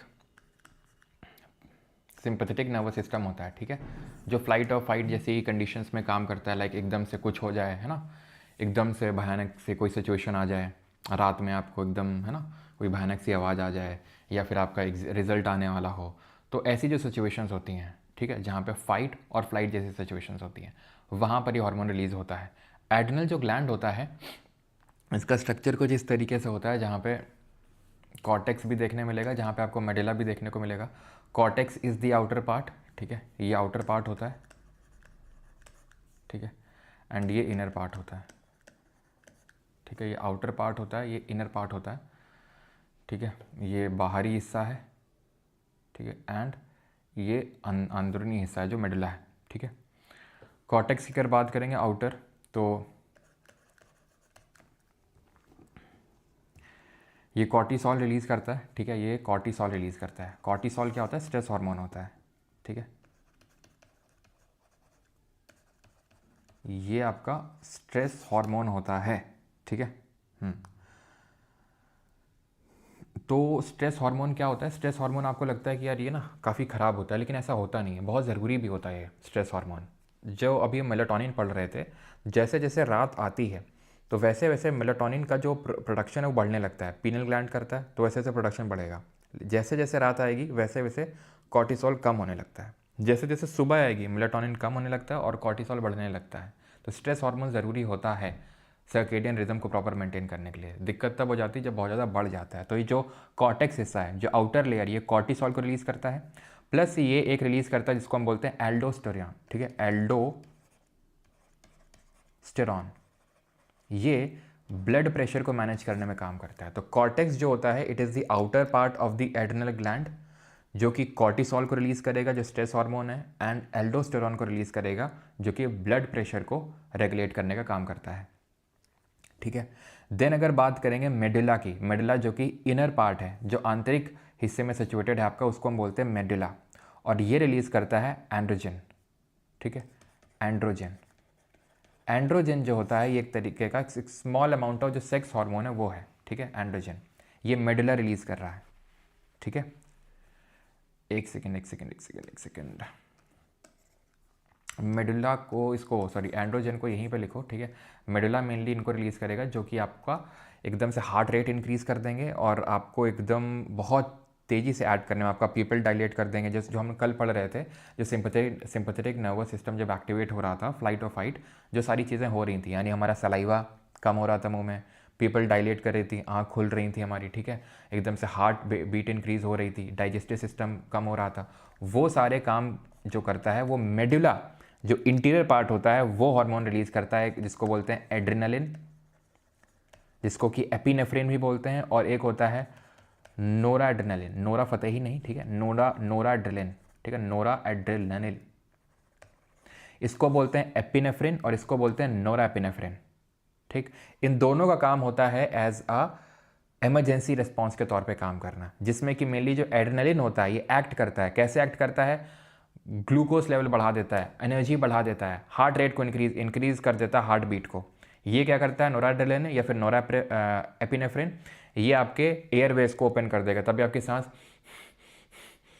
ऐसे हो जाती है कि नहीं, एकदम से आपकी तुरंत जो सांस लेने का जो रिदमिक ब्रीदिंग रेट है वो बढ़ जाता है। ठीक है, आपके पीपल डायलेट हो जाती हैं। ठीक है, ब्लड आपकी मसल्स में बढ़ने लगता है। वो सारा इमरजेंसी रिस्पॉन्स ये मेडुला करता है, जो एड्रेनालिन और नोराड्रेनालिन काम करते हैं। ये दोनों हार्मोन इमरजेंसी हार्मोन्स है। कॉर्टेक्स क्या कर रहा है? कॉर्टिसोल रिलीज कर रहा है, एल्डोस्टेरॉन को रिलीज कर रहा है, और क्या कर रहा है, और जो मैंने आपको बताया था थोड़ा बहुत एंड्रोजन भी रिलीज कर देता है, जो कि एक तरीके के सेक्स हार्मोन है, बहुत थोड़ा सा। ठीक है, तो मेनली तो हमें ये क्या काम है, ओवरऑल अगर पूछ लेगा एड्रेनलिन क्या करता है, फाइट और फ्लाइट। जैसे मान लो को आपने कुत्ता देखा और एक तो कुत्ता एकदम आपने कुत्ता को देखा और कुत्ते ने, कई बार ऐसा होता है ना कि जब हम कुत्ते से नज़रें मिलाते हैं, है ना, और कुत्ता आपसे भी नज़रें मिलाता है। ये मुझे काफ़ी बाद में डिस्कवर हुआ कि भाई कुत्तों के नज़रों में नज़रें मिला के मत देखो। अगर तुमने देख लिया कुत्ते के नज़रों में नज़रें मिला के, वो बस तुम्हारा पीछे पड़ जाएगा, और ऐसा पीछे पड़ेगा तुमको दौड़ा लेगा, और दौड़ाएगा फिर तुमको जो है काफ़ी दिक्कतों का सामना करना पड़ता है, और फिर वहाँ पर तुम्हारा रिलीज़ होगा हार्मोन एड्रेनलिन हार्मोन, फाइट और फ्लाइट हार्मोन। लड़ तो सकते नहीं हो, फिर भागने के अलावा और कुछ काम बचता नहीं। कुछ लोग होते हैं लड़ते भी, आप काफ़ी सारे वीडियो देखते होंगे। ठीक है, जैसे अपने ओरायन ने गलगोटिया को दौड़ा लिया। ठीक है, ओरायन भी अपना अलग ही फालतू में बदनाम है ओरायन तो। ठीक है, गलगोटियास की वजह से। तो एड्रेनलिन समझ में आ गया। दो पार्ट हैं, बाहरी कॉर्टेक्स, अंदरी मेडुला। मेनली जो रिलीज होते हैं हार्मोन, जो मेन जिसके लिए जाना जाता है एड्रेनलिन हार्मोन, वो है मेडुला। एड्रेनलिन और नोराएड्रेनालिन, एपिनेफ्रिन और नोराएपिनेफ्रिन को रिलीज़ करता है ये इमरजेंसी रिस्पॉन्स के तौर पे, और जो कॉर्टेक्स है वो कॉर्टिसोल जो स्ट्रेस हार्मोन है, और एल्डोस्टेरोन जो ब्लड प्रेशर को मैनेज करता है वो रिलीज़ करता है। ठीक है, अगर इसकी डेफिशिएंसी हो गई तो एडिसन्स डिजीज़ हो जाती है, a rare chronic condition in which your adrenal glands don't produce enough of the hormones cortisol and aldosterone। दोनों कौन प्रोड्यूस कर रहा है, कॉर्टिसोल और एल्डोस्टेरॉन? ये कॉर्टेक्स आउटर लेयर जो है वो प्रोड्यूस कर रही है ना। तो ये आपकी हो जाएगी एडिसन्स डिजीज। ए से एड्रिनल और ए से एडिसन्स। ठीक है, एक्रोमेगली से कंफ्यूज मत करना, ये बता दिया है मैंने डायबिटीज़ इंसिपिडस के बारे में पहले ही, है ना, पहले हम लोग देख चुके हैं एंटी डायरेटिक हार्मोन के बारे में। और ये थोड़ा सा देख लेना, the arterial wall of human heart, जो ह्यूमन हार्ट होता है उसकी जो आर्टेरियल वॉल होती है, secretes a very important peptide hormone. Peptide hormone है ANF, arterial natriuretic factor. ANF helps regulate the blood pressure, ये ब्लड प्रेशर को रेगुलेट करने का काम करता है ANF। एक पेप्टाइड हार्मोन होता है, ध्यान रखिएगा। अब ये पेप्टाइड हार्मोन क्या होते हैं, तो एक्चुअल में हार्मोन्स तीन तरीके के होते हैं, तो पेप्टाइड हार्मोन या स्टेरॉइड हार्मोन या amine hormone. Peptide hormone amino acid के बने हुए होते हैं, स्टेरॉइड हार्मोन कोलेस्ट्रॉल के बने हुए होते हैं, और अमाइन अमीनो एसिड के डेरिवेटिव्स के बने होते हैं। जैसे इंसुलिन हो गया, ग्रोथ हार्मोन हो गया, पेप्टाइड हार्मोन है ये। ठीक है, कॉर्टिसोल और ईस्ट्रोजन हो गया। ईस्ट्रोजन क्या होता है अभी देखते हैं, अभी ईस्ट्रोजन क्या होता है, सेक्स हार्मोन होता है ये। स्टेरॉइड हार्मोन होता है ये। और जैसे एड्रेनलिन हो गया, T3 T4 जो आपके अभी हमने देखा था, थायरॉक्सिन, और क्या था ये, ट्राई आयोडोथायरोनिन, ये जो दोनों होते हैं, ये थायरॉक्सिन और ये आपका ट्राई आयोडोथायरोनिन, दोनों थायरॉयड ग्लैंड रिलीज करते हैं। ये अमाइनो एसिड से डिराइव्ड आपके हार्मोन्स होते हैं, ठीक है। इनका ड्यूरेशन शॉर्ट लॉन्ग वेरीज। वैसे ये थोड़ा सा देख लो कि किससे बने हुए होते हैं। मुझे नहीं लगता है कि ये ड्यूरेशन और स्पीड तो कभी तो पूछेगा तुमसे, ठीक है। ड्यूरेशन स्पीड तो बहुत ही रेयर चांसेस है कि पूछेगा, तो ड्यूरेशन स्पीड ज़्यादा याद करने की ज़रूरत नहीं है। मेनली तो ये बस याद थोड़ा सा देख लो कि कौन सा टाइप किसका बना हुआ होता है और इसके एग्जाम्पल्स थोड़े देख लो बस, ठीक है। चलो अभी आते हैं मेजर एक्सोक्राइन ग्लैंड्स पे, ठीक है। जो प्रमुख बाह्यस्रावी ग्रंथि हैं उनको देखते हैं। लेकिन रुकिएगा, ऐसे हम कैसे बढ़ सकते हैं आगे बिना सेक्स ग्लैंड्स को, ये बिना हम गोनैड्स को देखे हुए। तो गोनैड्स को पहले देखेंगे। गोनैड्स मतलब जो जनन ग्रंथि हैं, जनन मतलब नाम से ही समझ में आ रहा है, जनन, जनन यानी कि रिप्रोडक्शन में इन्वॉल्व है ये, ठीक है। तो रिप्रोडक्टिव ऑर्गन्स हैं जिसमें कि मेल में आते हैं टेस्टिस, आपको पता है, ठीक है। 2 टेस्टिस होते हैं। In male releases testosterone hormone, ठीक है। In male releases testosterone hormone. वैसे हम जो ये गोनैड्स हैं जिसमें टेस्टिस हो गया या फिर फीमेल में ओवरीज हो गई, जब रिप्रोडक्शन वाले चैप्टर पढ़ेंगे वहाँ पर थोड़ा सा डिटेल में जानेंगे। यहाँ पर हार्मोन पर्सपेक्टिव से जानना है। तो ये टेस्टोस्टेरोन को रिलीज़ करते हैं। टेस्टोस्टेरोन वही की वजह से ही जब सेक्रेशन होता है तो प्यूबर्टी हिट करती है, आपके बाल आते हैं, आपकी आवाज़ भारी होती है, ठीक है। यानी कि जो मेल लाइक कैरेक्टरिस्टिक हैं वो टेस्टोस्टेरोन की रिलीज़ की वजह से ही होते हैं, ठीक है। एंड टॉकिंग अबाउट ओवरीज, जो कि फीमेल्स में देखने को मिलेंगे, 2 हैं, and they release oestrogen and progesterone. Oestrogen की अगर बात करेंगे तो रिस्पॉन्सिबल फॉर फीमेल कैरेक्टरिस्टिक के लिए रिस्पॉन्सिबल है, यानी कि महिला विशेषताओं के लिए जिम्मेदार हैं। क्या महिला विशेषताएं होती हैं, ठीक है, क्या महिला विशेषताएं होती हैं? तो ईस्ट्रोजन महिला की विशेषता होती हैं कि जैसे उनका चेस्ट डेवलपमेंट होना या फिर ब्रेस्ट डेवलपमेंट होना या फिर हिप्स का वाइड होना, ये सारे काम जो फीमेल लाइक कैरेक्टरिस्टिक हैं वो ईस्ट्रोजन काम करती है। प्रोजेस्टेरॉन की अगर बात करेंगे तो इसका मेन काम होता है, प्रेगनेंसी हार्मोन है ये, प्रेगनेंसी के टाइम पे आता है ये, ठीक है। प्रेगनेंसी हार्मोन है ये प्रिपेयर करता है यूटेरस को, ठीक है। It prepares uterus, prepares uterus. Uterus ये जो दिख रहा है आपको, ये यूटेरस, जहाँ पे यहाँ पे ये फेलोपियन ट्यूब होती है, यहाँ पर मतलब एग जो होता है वो स्पर्म से मिलता है और उसके बाद यहाँ पे इम्प्लांटेशन होता है, ठीक है। तो ये यूटेरस को प्रिपेयर करता है फॉर इम्प्लांटेशन। इम्प्लांटेशन किसका? बेबी का। अभी तो एम्ब्रियो होगा, फिर वो धीरे धीरे बेबी बनेगा, ठीक है। इम्प्लांटेशन, और ये प्रेगनेंसी को मेंटेन करता है। काफ़ी सारे ऐसा होता है केसेस में कि बच्चे की डेथ पहले ही हो जाती है, प्रेगनेंसी से पहले ही, है ना, वूम में ही, मदर के वूम में। तो वो केस वो यही होता है जब आपका ये बहुत ज़्यादा प्रोजेस्टेरॉन ठीक मात्रा में नहीं निकलता है, ठीक है। तो ईस्ट्रोजन फीमेल लाइक कैरेक्टरिस्टिक दे रही है और प्रोजेस्टेरॉन के साथ मिलके मेंस्ट्रुअल साइकिल को डेवलप कर रही है, जिसको मासिक धर्म या पीरियड्स बोलते हैं। उसके बारे में हम समझेंगे रिप्रोडक्शन वाले चैप्टर में किस तरीके से पीरियड्स होते हैं, मेंस्ट्रुअल साइकिल क्या होती है। तो ईस्ट्रोजन मेनली रिस्पॉन्सिबल है, बट प्रोजेस्टेरॉन की भी हेल्प होती है। Mainly oestrogen female like characteristic देता है, जैसे कि ब्रेस्ट डेवलपमेंट हो गया, हिप्स वाइडन होना, ठीक है। जो यूटेरस लाइनिंग है वो थोड़ी सी थिक होना, ठीक है। बोन की स्ट्रेंथ है वो मेंटेन करना, वो सब ईस्ट्रोजन का काम है। प्रोजेस्टेरॉन प्रेगनेंसी के टाइम पे आता है, ठीक है। ये चीज़ आपको ध्यान रखना है। बाकी प्रोलैक्टिन मैंने बता दिया है, वो मिल्क ग्रोथ, मिल्क प्रोडक्शन में फैसिलिटी करता है। ऑक्सीटोसिन मिल्क सेक्रीशन में वो हेल्प करता है, ठीक है। तो ये चीज़ क्लियर हो गई। तो मेनली ये हमारे, अगर हम देखें तो सेक्स हार्मोन्स कहलाते हैं ये। अब हम आ जाते हैं, अभी हमने देखा था एंडोक्राइन ग्लैंड के बारे में सब कुछ हमने देखा। अब आ जाते हैं एक्सोक्राइन के बारे में देख लेते हैं। बाह्यस्रावी ग्रंथियाँ, ये कौन सी ग्रंथियाँ हैं? स्टार्टिंग में याद करो हमने क्या पढ़ा था, जो एंजाइम्स रिलीज करती हैं, एंजाइम्स रिलीज करती हैं using a duct, using a duct. Duct का यूज करके एक्सोक्राइन ग्लैंड्स एंजाइम्स को सेक्रीट करते हैं। एंडोक्राइन डायरेक्टली ब्लड में करते हैं और एक्सोक्राइन डक्ट का यूज़ करके करते हैं। अब एंडोक्राइन तो हमने डिटेल में देख लिया, अब हम इसके आगे बायोलॉजी में कहीं देखने वाले नहीं हैं। जितना डिटेल में देखना था, पढ़ना था, पढ़ा दिया मैंने आपको, ठीक है। अब कोई भी क्वेश्चन आप लगा सकते हो, आराम से बन जाएगा, ठीक है। अब एक्सोक्राइन ग्लैंड के बारे में अगर बात करेंगे तो यहाँ थोड़ा बहुत देखना है, क्योंकि जैसे स्टोमक, पैनक्रियास, जब हम डाइजेस्टिव सिस्टम पढ़ रहे होंगे तो वहाँ देखेंगे, लेकिन कुछ यहाँ पे हम देख लेते हैं। जैसे फॉर एग्जांपल स्वेट ग्लैंड है ये, ठीक है। तो स्वेट ग्लैंड स्वेट रिलीज करते हैं, ठीक है, स्किन की सरफेस में। तो डक्ट का यूज़ करके ये स्वेट रिलीज करते हैं, एंजाइम है। सलेवरी ग्लैंड क्या करते हैं? ये सलाइवा रिलीज करते हैं, ठीक है, जो हमें डाइजेशन में हेल्प करता है। लुब्रिकेशन, फूड के लुब्रिकेशन में हेल्प करता है ये। फूड को आसानी से अंदर जो हमारी ईसोफेगस है, ग्रास नली, उसमें जाने में हेल्प करता है ये। तो वो सलेवरी ग्लैंड उसमें हेल्प करते हैं, ये सलेवरी एंजाइम रिलीज़ करते हैं। लिवर रिलीज़ करते हैं, ठीक है। अब यहाँ पे ना आप पढ़ सकते हो, लेकिन मैं डिटेल में बहुत अच्छे से मैं आपको पढ़ाऊँगा डाइजेस्टिव सिस्टम वाले चैप्टर में। स्टमक के बारे में यहाँ पर एक चीज़ देख लो, वो है ग्रेलिन हार्मोन रिलीज़ करता है। क्या बात कर रहे हो सर, अभी तो आपने बोला कि एक्सोक्राइन है ये तो, और एक्सोक्राइन तो कभी हार्मोन रिलीज़ करते ही नहीं है, वो तो रिलीज़ करते हैं आपके एंजाइम्स को यूजिंग अ डक्ट। लेकिन ग्रेलिन तो मैं बोल रहा हूँ हार्मोन है, जिसको हंगर हार्मोन बोलते हैं, जो आपको भूख लगवाने के लिए रिस्पॉन्सिबल होता है ग्रेलिन। और एक होता है लेप्टिन, ठीक है, एक होता है लेप्टिन। लेप्टिन आपके फुलनेस, ये वैसे स्टमक रिलीज़ नहीं करता है लेप्टिन, स्टमक ग्रेलिन रिलीज़ करता है। ये फुलनेस का एहसास दिलाता है कि पेट भर गया है, लेप्टिन। और ग्रेलिन क्या दिलाता है, ये हंगर हार्मोन है, ठीक।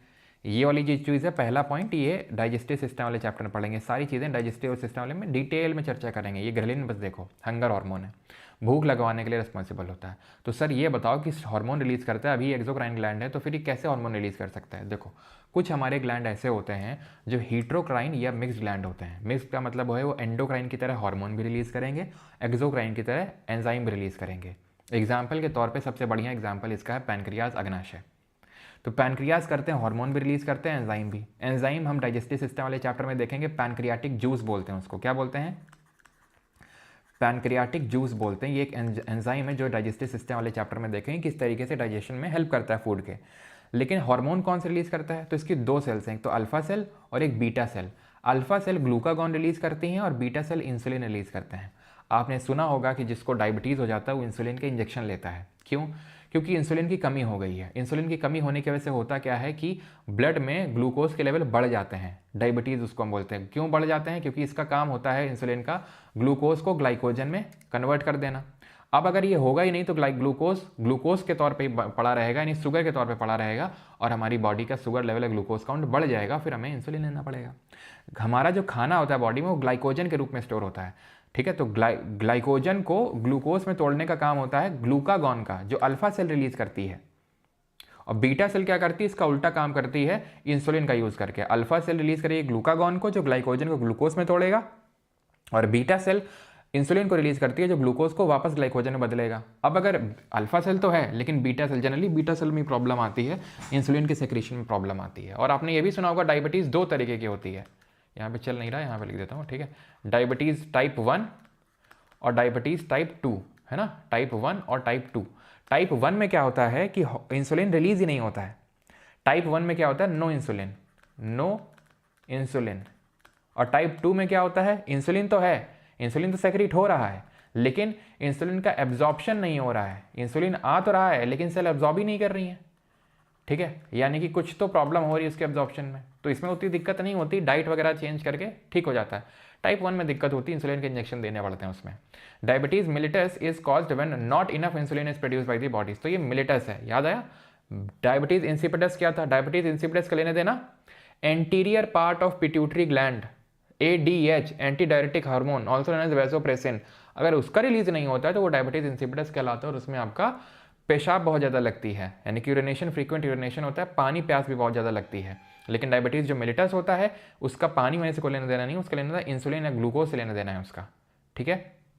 तो ये हार्मोन भी रिलीज कर रहा है, एंजाइम भी रिलीज कर रहा है, इसलिए मिक्स्ड ग्लैंड होगा, मिश्रित ग्रंथि होगी। तो सर इस तरीके से तो स्टमक भी होगा ना, मिक्स्ड ग्लैंड नहीं होगा, इसको हम कंसिडर नहीं करते हैं। तो सर क्यों नहीं होगा, हार्मोन भी रिलीज करता है और एंजाइम तो रिलीज करता ही है, जैसे HCl रिलीज करेगा, हम देखेंगे उसमें डाइजेस्टिव वाले सिस्टम में।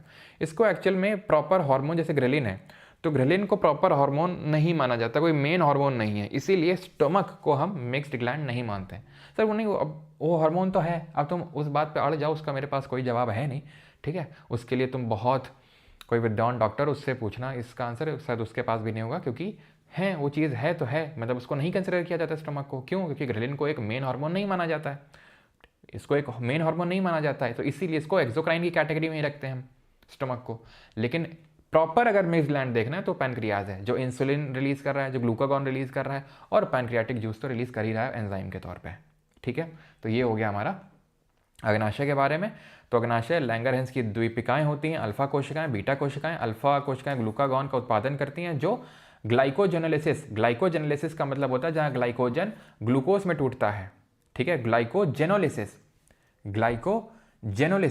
और ग्लाइकोजेनेसिस क्या होता है, ग्लूकोज का ग्लाइकोजन में वापस तब्दील होना, इस कॉल्ड एज ग्लाइकोजेनेसिस।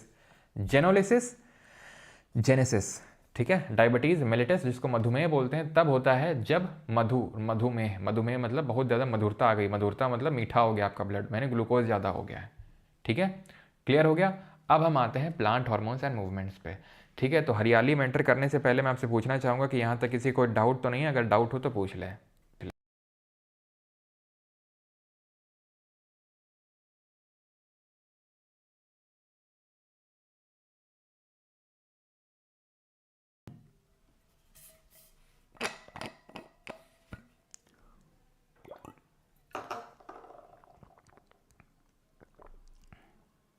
मुझे फैटमैन लेनी है but latest edition, kindly bring its second edition. Komal ji रुकना पड़ेगा थोड़ा सा, रुकिए।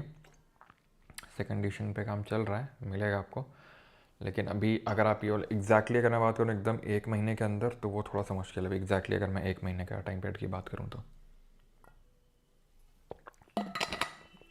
लेकिन आएगा, मज़ा आ गया। ओके,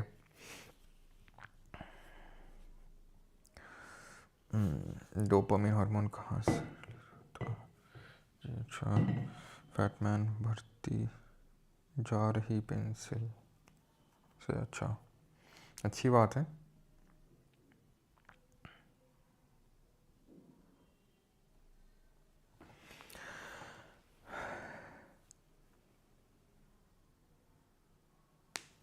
डोपामीन जो होता है आपके हाइपोथैलेमस से रिलीज़ होता है वो, ठीक है। जैसे हमारा सेरोटोनिन होता है मेनली, वो हैप्पी हार्मोन के नाम से जाना जाता है। वैसे dopamine is a kind of feel good hormone. Serotonin तब रिलीज़ होता है जब हमें सेटिस्फैक्शन मिलता है, डोपामीन तब रिलीज़ होता है जब हमें प्लेजर मिलता है, सेंस ऑफ अचीवमेंट होती है, जैसे कि, ठीक है। तो फील गुड है ये हार्मोन, ठीक है। जैसे फॉर एग्जांपल काफ़ी लोगों को काफ़ी सारी चीज़ों में प्लेजर मिलता है, आनंद आ गया एकदम, वो डोपामिन रिलीज़ हुआ। तुमने पबजी खेला, ठीक है, मतलब कोई गेम वगैरह खेला, या फिर काफ़ी लोग कुछ और भी हरकतें करते हैं, ठीक है। तो उन सब से जो रिलीज़ होता है वो डोपामिन है, ठीक है। जो आपका सेरोटोनिन है वो आपका सेटिस्फैक्शन हार्मोन है, सेटिस्फाई जब होते हैं आप, ठीक है, एकदम से, that is your serotonin. Dopamine is feel good hormone, और ये कौन रिलीज़ करता है? ये भी आपका हाइपोथैलेमस ही रिलीज़ करता है, ठीक है, हाइपोथैलेमस। यस, जो भी आपकी प्यूबर्टी हिट करती है, या फिर जो भी कुछ लोगों के बहुत ज़्यादा जुनूने काटते हैं, वो किसकी वजह से होते हैं? सेक्स हार्मोन की वजह से होते हैं। जैसे कि जिसमें मेल में आता है टेस्टोस्टेरॉन, फीमेल में आते हैं, मैंने आपको बताया, ईस्ट्रोजन, प्रोजेस्टेरॉन मेनली, ठीक है।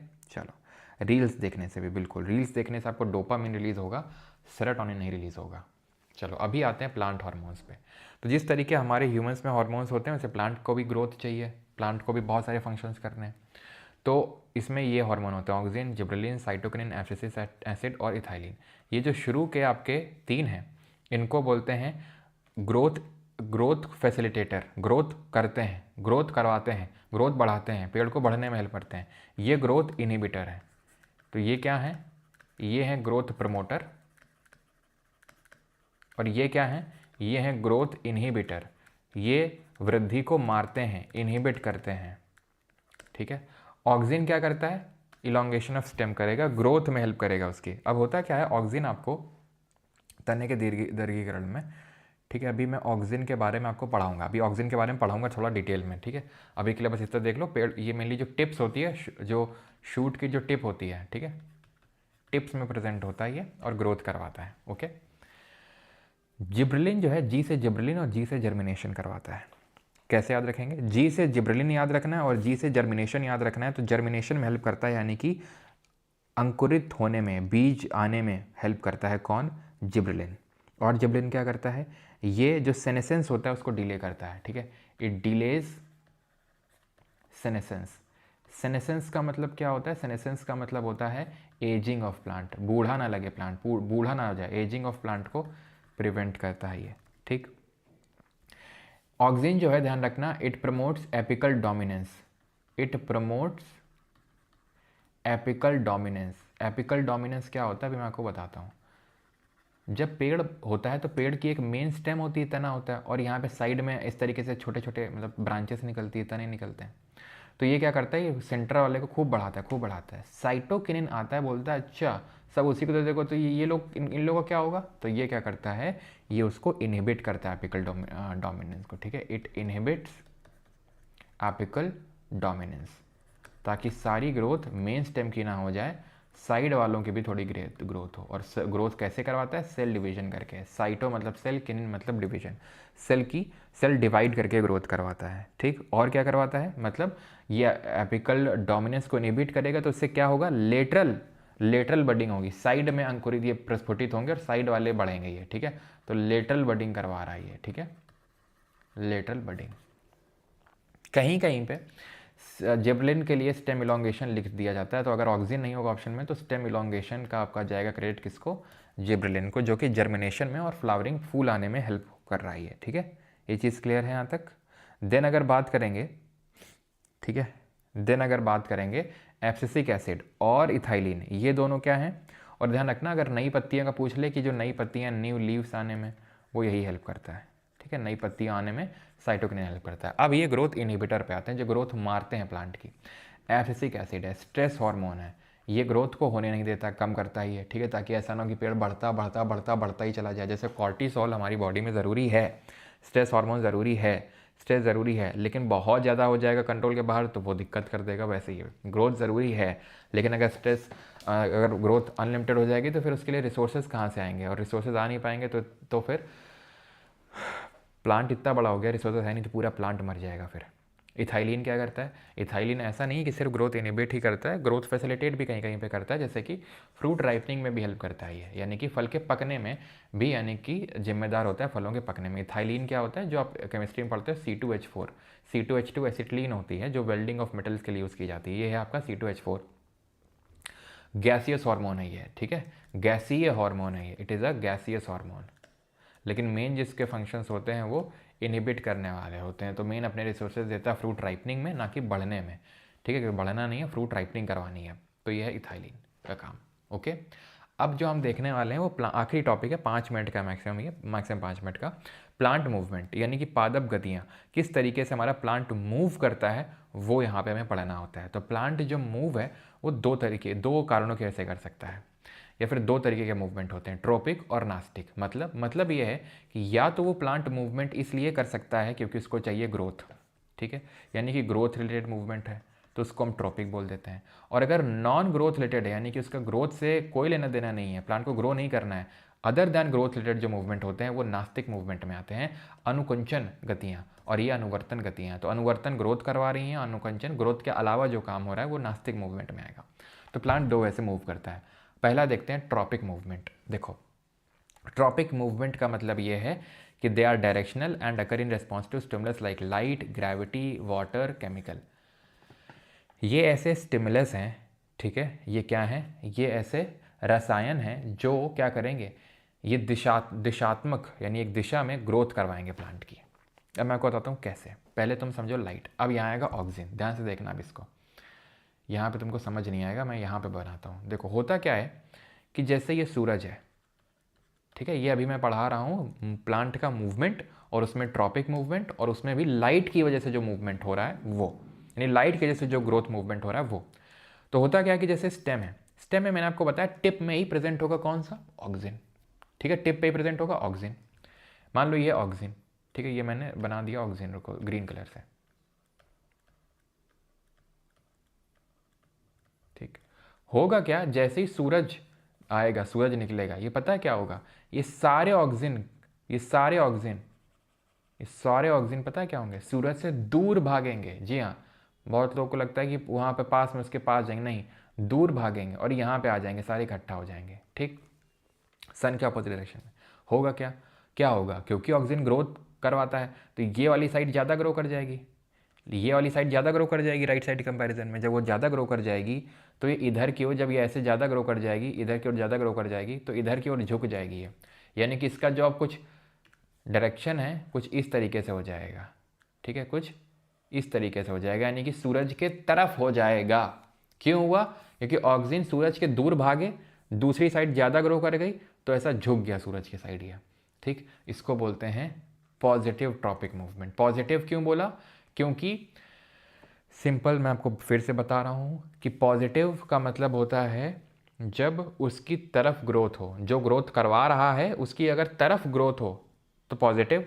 ग्रोथ तो हो रही है लेकिन उसके अगेंस्ट ग्रोथ हो रही है तो नेगेटिव। कैसे?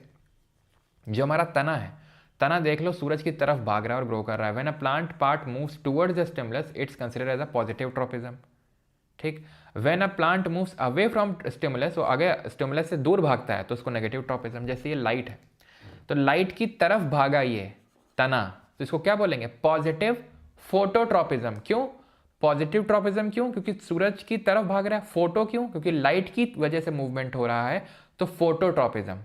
और रूट होंगी, जो जड़ होंगी, जो जड़ होंगी, अगर मैं आपको बता दूं जो ऑक्सीजन है ये रूट इनिशिएशन भी करता है, यानी कि जड़ों को बनाने में इनिशियली यही हेल्प करता है, जड़ें इसी से यही बनाता है। ठीक है, तो रूट जो है वो कहाँ भागेंगे? रूट हमेशा नीचे की तरफ भागती हैं, जड़ें ऊपर की तरफ भागती नहीं है, नीचे की ओर जाती हैं, तो सूरज के अगेंस्ट जा रही हैं, तो ये नेगेटिव फोटोट्रॉपिज्म हो जाएंगी। ठीक है, तो फोटोट्रॉपिज्म मतलब मूवमेंट हो रहा है लाइट की वजह से, फोटो की वजह से, इन रेस्पॉन्स ऑफ फोटॉन्स। तो पॉजिटिव है ये स्टेम और नेगेटिव है ये root, root growing away from light. ठीक है, एंड दिस शूट, ये तना, ये टूवर्ड्स लाइट, तो ये पॉजिटिव फोटोट्रॉपिज्म, ये नेगेटिव। अब आते हैं जियोट्रॉपिज्म। जियोट्रॉपिज्म, फोटोट्रॉपिज्म था फोटो लाइट, जियोट्रॉपिज्म, जियो मतलब ग्रेविटी। ग्रेविटी जो गुरुत्वाकर्षण है सबको पता है वो नीचे की ओर चीज़ों को बुलाता है। रूट बोल रही है कि मैं तो नीचे की ही ओर आ रही हूँ ना, तो यानी मैं क्या हुई? पॉजिटिव जियोट्रॉपिज्म दिखा रही हूँ। ये तना ऊपर की ओर भाग रहा है, ग्रेविटी नीचे और बुला रही है, तो यानी ग्रेविटी अगेंस्ट है, तो नेगेटिव जियोट्रॉपिज्म हो जाएगा। यानी कि गुरुत्वानुवर्तन, गुरुत्वानुवर्तन, जड़ें, जड़ें कैसे दिखाएंगी? जड़ें दिखाएंगी धनात्मक, और जो तना है वो दिखाएगा ऋणात्मक। ठीक, हाइड्रोट्रॉपिज्म, पानी, पानी कहाँ है? नीचे है, जड़ें नीचे की ओर जा रही हैं, पानी की ओर जा रही हैं। ठीक है, तो हम क्या बोलेंगे? रूट्स क्या शो कर रही हैं? Positive hydrotropism, roots grow towards water sources, positive growth है। और इनकी क्या होगी? जो तना है नेगेटिव हाइड्रोट्रॉपिज्म, नेगेटिव हाइड्रोट्रॉपिज्म। ठीक, ओके, कीमोट्रॉपिज्म पे आते हैं। ट्रॉपिज्म सब समझ आ गया, कीमो मतलब केमिकल्स के रेस्पॉन्स में, केमिकल्स के रेस्पॉन्स में होता है, उसको बोलते हैं chemotropism. Movement in response to chemical, जैसे एग्जांपल के तौर पे movement of pollen tubes towards the ovary during fertilisation, ये होता है कीमोट्रॉपिज्म। अभी समझ ही नहीं आएगा आपको, समझ ही नहीं आएगा। पॉलन ट्यूब, ओव्यूल्स, ओवरी, ये जब मैं आपको रिप्रोडक्शन वाले चैप्टर में जब आपको प्लांट रिप्रोडक्शन पढ़ाऊंगा तो वहाँ पे ये पूरा आपको समझ में आएगा कि किस तरीके से पॉलन ग्रेन आता है, फिर पूरा पॉलन ट्यूब बनती है और फर्टिलाइजेशन होता है। तो रेस्पॉन्स टुवर्ड्स केमिकल्स दिखाते हैं ओवरीज। अभी समझ में ही नहीं आएगा, ठीक है, जब मैं पढ़ाऊंगा वो तब मैं आपको फिर से बताऊंगा कीमोट्रॉपिज्म के बारे में। ठीक, चलो। नास्तिक मूवमेंट क्या होते हैं? जिनका ग्रोथ से कोई लेना देना नहीं होता है। मूवमेंट ट्रॉपिक वाले होते हैं ग्रोथ रिलेटेड, नास्तिक होते हैं जिनका अनुकुंचन गतियाँ, यानी कि जिनका ग्रोथ से कोई लेना देना नहीं है। ये नॉन डायरेक्शनल होते हैं, ऐसा किसी पर्टिकुलर डायरेक्शन में नहीं होते हैं, तो ऐसा पॉजिटिव नेगेटिव पढ़ना नहीं है हमें। लाइट के रिस्पॉन्स में, टच, टेम्परेचर, इन सब के रिस्पॉन्स में। जैसे नहीं आप छुई मुई का पेड़ है, छुई मुई के पेड़ को पढ़ो तो हल्का सा उसमें कुछ छुआ तो मुरझा गई उसकी पत्तियाँ, होता है। तो टच के रिस्पॉन्स में, तो अगर टच के रिस्पॉन्स में अगर वो मूव कर रहे हैं तो उसको बोलते हैं थिग्मोनास्टिक, टी से थिग्मो, टी से टच। अगर लाइट के रिस्पॉन्स में, जैसे आप देखो सूरजमुखी का फूल है ना, सूरजमुखी का फूल जो सनफ्लावर होता है वो सूरज की ओर देखता रहता है, और जब सूरज नहीं होता है तब किसकी ओर देखता है? तो सूरजमुखी के फूल एक दूसरे की ओर देखते हैं। जी हाँ, सूरजमुखी का फूल सूरज की तरफ देखता है जब लाइट होती है, और जब नहीं होता है लाइट तो सूरजमुखी के फूल एक दूसरे को देखते हैं, एक दूसरे की तरफ देखते हैं। समझ रहे हो तुम? यानी कि तुम्हारा पार्टनर तब तुम्हारे काम आएगा जब डार्कनेस होगी, अंधेरा होगा, तो वो तुम्हें तुम्हारा सहारा बनेगा। नहीं बेटा, रो नहीं, सब होगा, सब होगा जीवन में, ठीक है। रोते नहीं है ऐसा, ठीक है, सब होगा जीवन में। पढ़ाई करो, सिलेक्शन लो, सब होगा जीवन में, ऐसे रो मत। आवाज़ आ जाती है मेरे तक, क्या मतलब सर हम अकेले नहीं रो रहे हैं। खैर, तो फोटोनास्टिक, थिग्मोनास्टिक है, जैसे कि इंसेक्टिवोरस प्लांट होते हैं आपके, ठीक है, जो ट्रैप कर लेते हैं इंसेक्ट्स को, ठीक है, इंसेक्ट्स को ये ट्रैप कर लेते हैं, ठीक है। तो इनका भी रिस्पॉन्स हो रहा है ड्यू टू इंसेक्ट या फिर फंगस। टच के रिस्पॉन्स भी हो सकता है फंगस या इंसेक्ट के उसमें भी। Thank you. एंड लेक्चर होता है ख़त्म। जिसको भी रिकॉर्डिंग चाहिए लेक्चर की, नोट्स चाहिए, डिजिटल क्विजेस चाहिए, वो बैच में एनरोल कर सकता है, ठीक है। एंड इंग्लिश बैच भी है एंड ये कॉम्बो बैच है, ओके। तो चूना खाना चाहिए, नहीं है कैल्शियम सप्लीमेंट। थोड़ा बहुत ले सकते हैं लेकिन ज़्यादा नहीं, दिल से बुरा लगता है।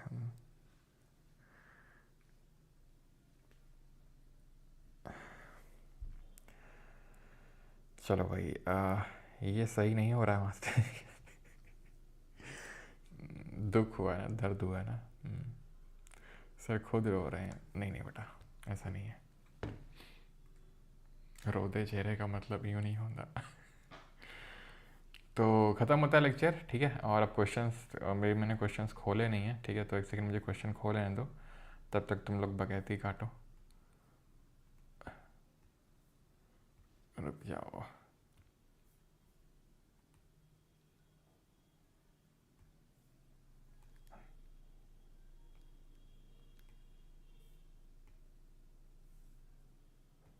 दिख तो नहीं रहा कुछ?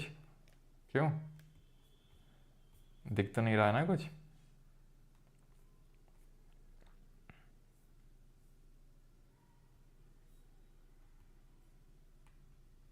चलो, अभी दिख रहा है? अभी दिख रहा है। चलो पहला क्वेश्चन करो। विच of the following is not a plant hormone? इनमें से प्लांट हार्मोन कौन सा नहीं है? अच्छा, मैं दिख रहा हूँ। कल छुट्टी नहीं है, हाँ मैं बता दूँ, ठीक है। शादी हो गई है सर मेरी, तो अच्छी बात है, ठीक है नहीं आपके पास है कोई रात में देखने के लिए, मतलब फूल जैसे गुड़हल, सॉरी सूरजमुखी का देखता है, उसके लिए मैं बात कर रहा हूँ, ठीक है। तो not a plant hormone.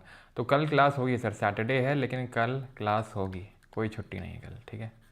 Saturday class होगी, ठीक है, तो कल आना है। जिबलिन जर्मिनेशन फ्लावरिंग में हेल्प कर रहा है। ग्रोथ इनहिबिटर स्ट्रेस हार्मोन है। ऑक्सिन ग्रोथ करवा रहा है। थायरॉक्सिन टी फोर क्या कर रहा था? ये कर रहा था मेटाबॉलिज्म को प्रमोट। Not correctly matched. मैंने निम्नलिखित में से कौन सा युग्म सही सुमेलित नहीं है?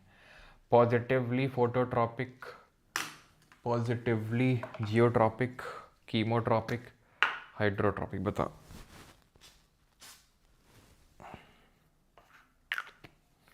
तो नॉट करेक्टली मैच में आपका पॉजिटिव फोटोट्रॉपिक, देखो फोटो मतलब लाइट, शूट जो होती है स्टेम वो लाइट के तरफ भागती है, सही है।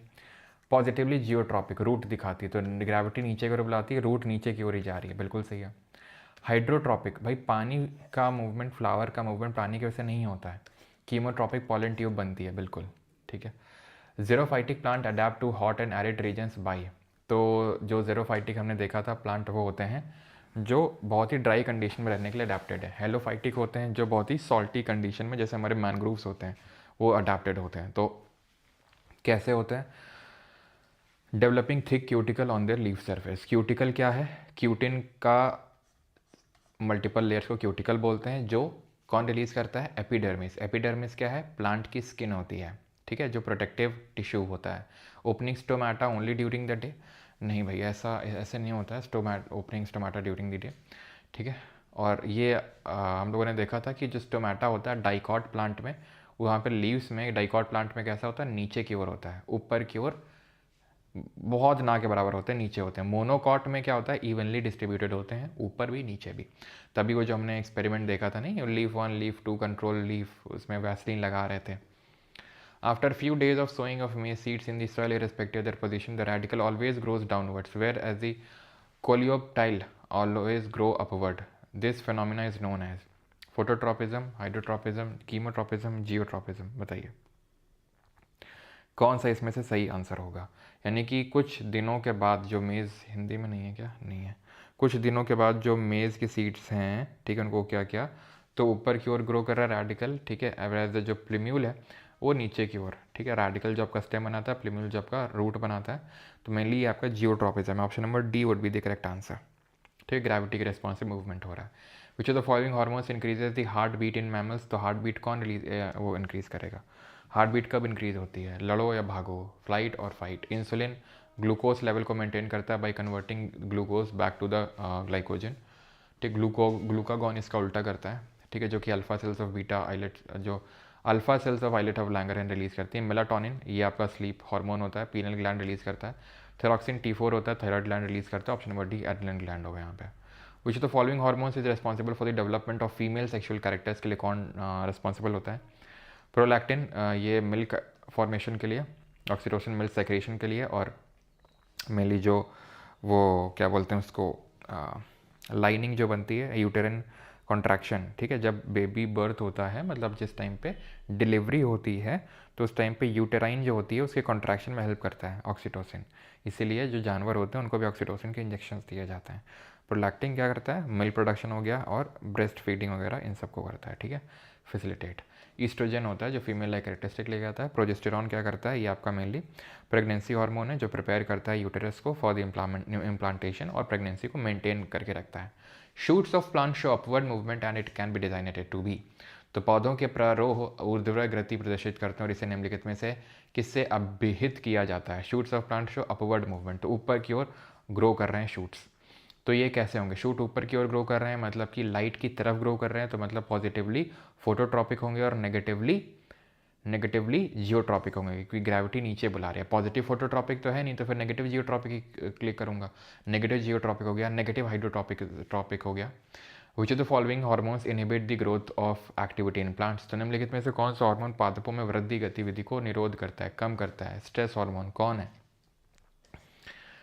ठीक है, ये क्या करता है, ये मेनली तो करता है आपका ग्रोथ, और प्लांट की ग्रोथ करवाएगा, साइटोकिनिन सेल डिवीजन करवाएगा, नई पत्तियां लेके आएगा और लेटरल बडिंग करवाने में हेल्प करता है, यानी एपिकल डोमिनेंस को कम करता है। एपिकल डोमिनेंस कौन बढ़ाता है, ऑक्सिन बढ़ाता है।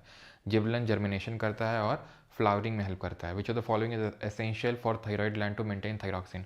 थायरॉक्सिन मेंटेन करने के लिए कौन सा मिनरल इसमें से एसेंशियल है, तो हमें पता है कि कौन सा है, आयोडीन है। आयोडीन अगर नहीं होगा तो जो हमारे थायराइड ग्लैंड का साइज़ है वो बढ़ जाएगा और गला हमारा मोटा मोटा सा लगेगा, जिसको कि हम घेंगा रोग बोलते हैं। A student was doing an experiment on increasing the cell division among the plants. She asked her supervisor to suggest the specific plant hormone for the same.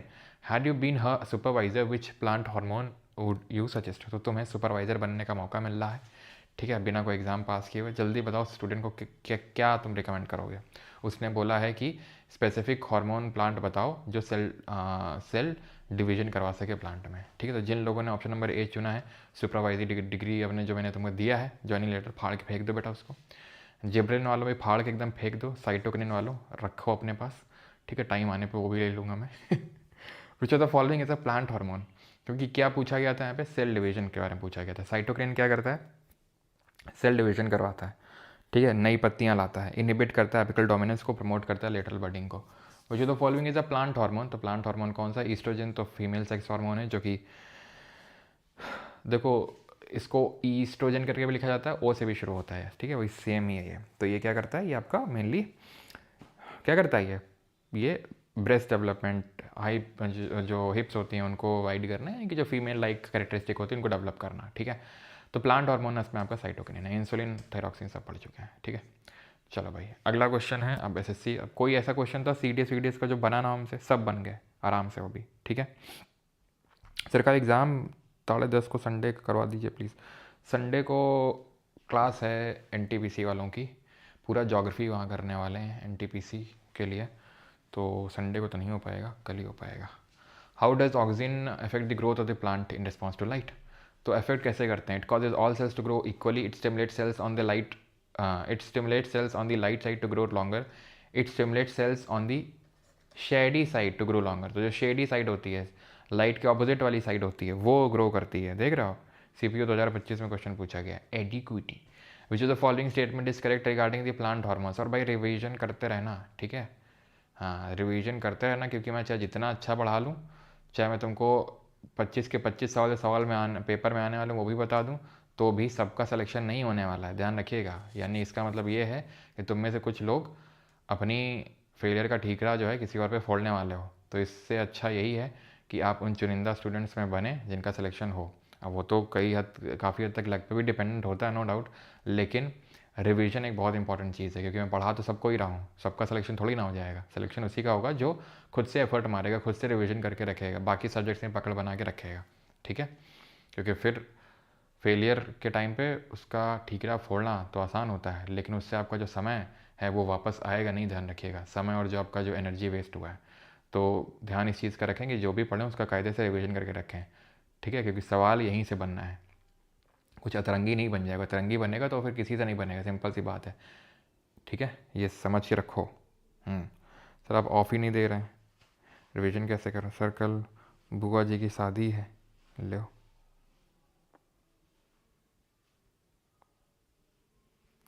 हाँ, पोस्चर सही कर लेते हैं, चलो।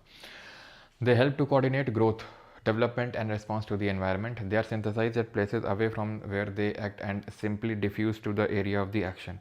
यानी ये वहाँ पे बनते ही नहीं हैं जहाँ पे उनकी ज़रूरत होती है, वो उनको पहुँचा दिया जाता है जहाँ पर एक्शन की ज़रूरत, मतलब जहाँ पे चाहिए। They are synthesized at places away from they. तो यहाँ पे अगर बात करेंगे, पहला वाला तो बिल्कुल सही होगा कि they help to coordinate growth, development and response, ठीक है। और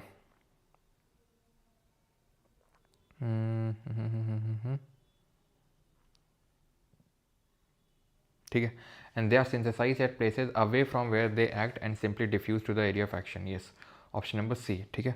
बोथ 1 and 2 यहाँ पे सही आंसर होगा, ठीक है, okay.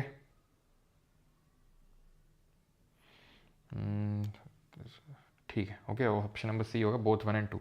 Which of the following hormone is associated with puberty in human mails? Puberty से कौन एसोसिएटेड है? एड्रेनलिन तो फाइट और फ्लाइट है, ईस्ट्रोजन फीमेल्स में होता है, टेस्टोस्टेरोन होगा, थायरॉक्सिन आपको पता है मेटाबॉलिज्म को रेगुलेट करता ही है, ठीक है, चलो। What is the primary function of the growth hormone in humans? Growth hormone primary function क्या होता है? कंट्रोल मेटाबॉलिज्म ऑफ, भाई सिंपल है, ग्रोथ हार्मोन का ग्रोथ करवाना काम होगा, और क्या काम होगा? सिंपल सा क्वेश्चन है। स्लीप वेक साइकिल कौन वो करता है? Is control by hormone secreted by the penal gland which hormone regulates the circadian rhythm. अब कॉर्टिसोल भी स्ट्रेस हार्मोन, थोड़ा बहुत इसका स्लीप में लेना देना होता है, क्योंकि रात आते ही ये कम होने लगता है, सुबह होते ही बढ़ने लगता है, लेकिन ये पीनल ग्लैंड रिलीज नहीं करता है। ये कौन रिलीज करता है? एड्रिनल ग्लैंड का जो आउटर पोर्शन होता है, जिसको कॉर्टेक्स बोलते हैं, वो, ठीक है। ये है मेलाटोनिन, ठीक है। मेलानिन पिगमेंट होता है जो स्किन में होता है, वो अलग होता है, ये मेलाटोनिन है, okay. Which hormone is primarily responsible for regulating blood glucose levels in the human body, ensuring cells receive adequate energy while maintaining normal blood sugar? तो नॉर्मल ब्लड शुगर भी बना रहे और एनर्जी मिलती रहे, कौन है? इंसुलिन है, ठीक है। Soybean products contain dash which are similar to one of the human hormones. यानी सोयाबीन में क्या होता है जो कि एक सिमिलर होता है one of the human hormone से? तो फाइटो ईस्ट्रोजन होता है, मैनी ऑक्सीटोसिन होता है, टैक्सोलोफॉर्फिन। तो जो लोग जिम में जाते हैं उन लोगों को बहुत अच्छे से आई थिंक पता होगा, है ना, कि भैया जो है ना, बोला जाता है जो लोग वेजीज हैं, जो नॉन वेज नहीं खा सकते हैं, तो सोया चंक्स खाएं। सोया चंक्स प्रोटीन का बहुत अच्छा सोर्स है, चिकन से भी ज़्यादा प्रोटीन होता है, लेकिन उसका एक साइड इफेक्ट ये होता है कि वो जो मतलब जो मैन बूब्स बोलते हैं उसको, ठीक है, तो वो प्रॉब्लम रहता है, क्योंकि उसमें ईस्ट्रोजन का सिक्र, वैसे ध्यान रखिएगा, ऐसा नहीं कि ईस्ट्रोजन सिर्फ फीमेल्स में रिलीज़ होता है, ठीक है। ईस्ट्रोजन जो है, ठीक है, सिर्फ फीमेल्स में रिलीज़ नहीं होता है, मेल्स में भी रिलीज़ होता है, लेकिन डोमिनेंट होता है टेस्टोस्टेरोन, बस ये ध्यान रखना है, ठीक है। और फीमेल्स में भी हल्का टेस्टोस्टेरोन रिलीज़ होता है, लेकिन डोमिनेंट होता है ईस्ट्रोजन और प्रोजेस्टेरोन, ये चीज़ आपको ध्यान रखनी है, ठीक है। डोमिनेंट कौन सा है, इसीलिए किसी तो फीमेल में भी मेल लाइक कैरेक्टरिस्टिक्स होंगी, मेल में फीमेल लाइक कैरेक्टरिस्टिक्स भी होती हैं, ठीक है। तो उससे आप इसको रिलेट कर सकते हैं। चलो अगला क्वेश्चन ये रहा आपकी स्क्रीन पे।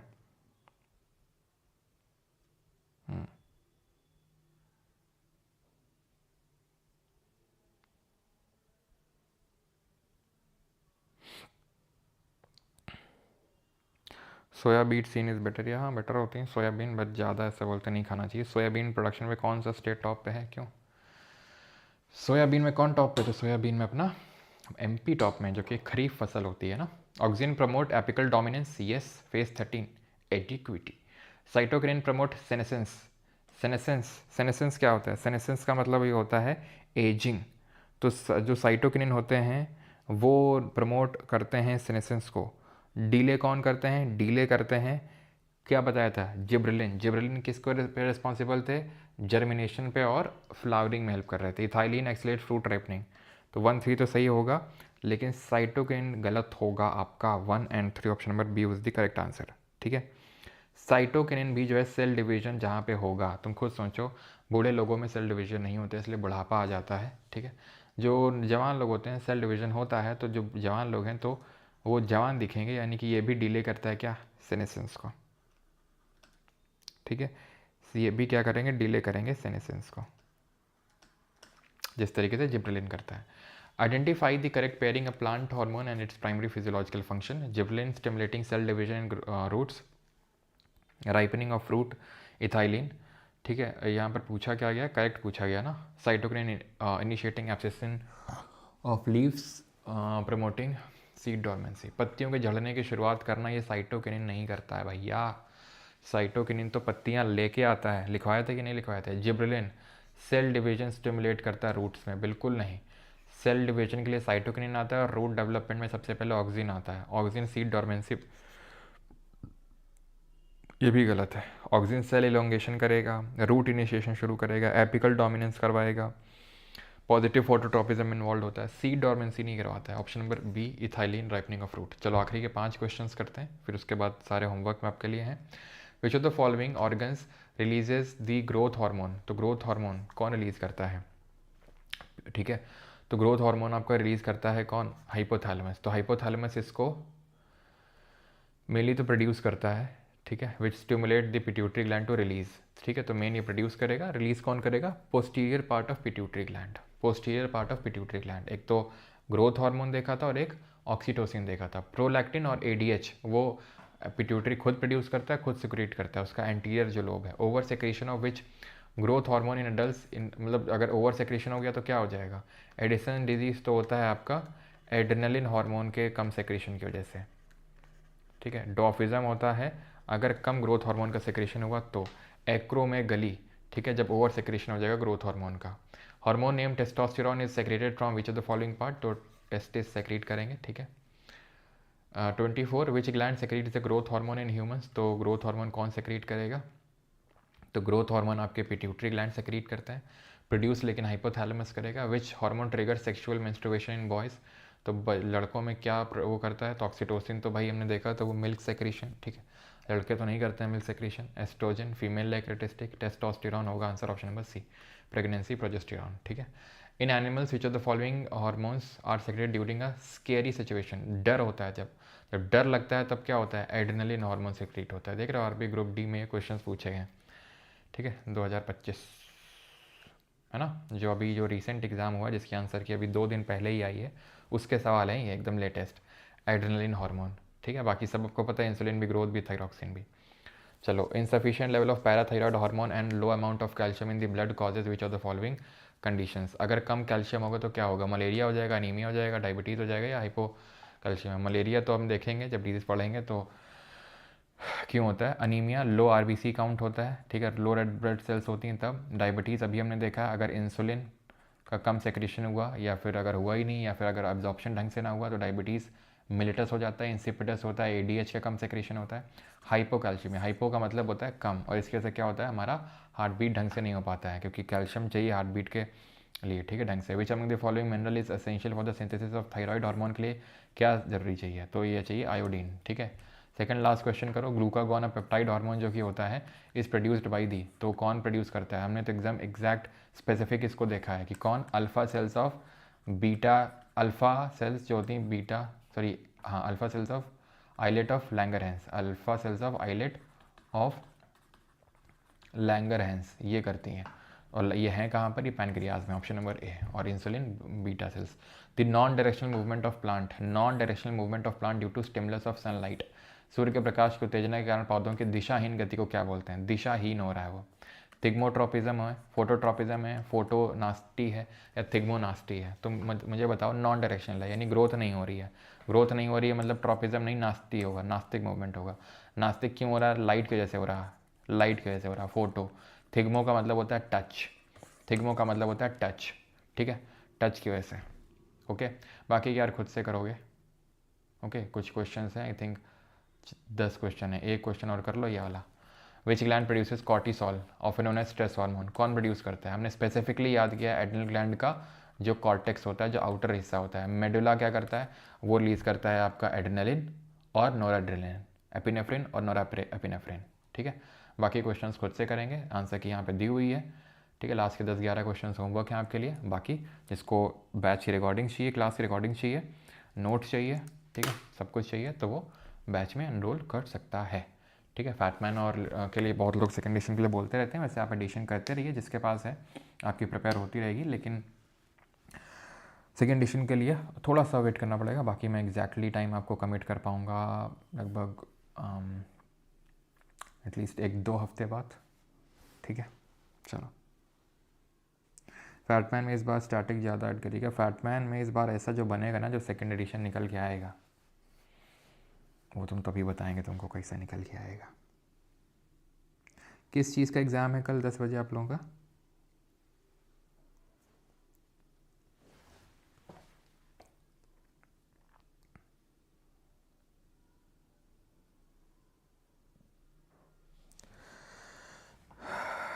हेयर लॉस में डीएचटी होते हैं।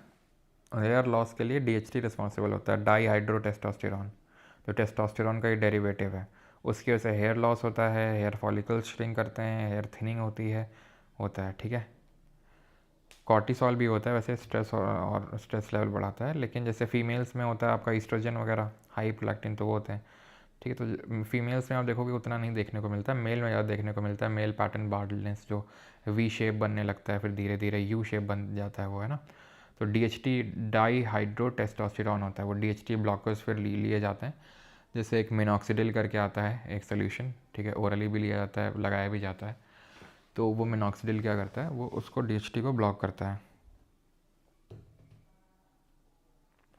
तो एडीएच को कैसे कम किया जा सकता है? जिनको वॉशरूम जाना पड़ता है, ज़रूरी नहीं कि आपको वॉशरूम जाना पड़ता है तो एडीएच ही हो, मतलब ये तो आप यूट्यूब पे देख सकते हो सर्च करके, मैं डॉक्टर नहीं हूँ, है ना।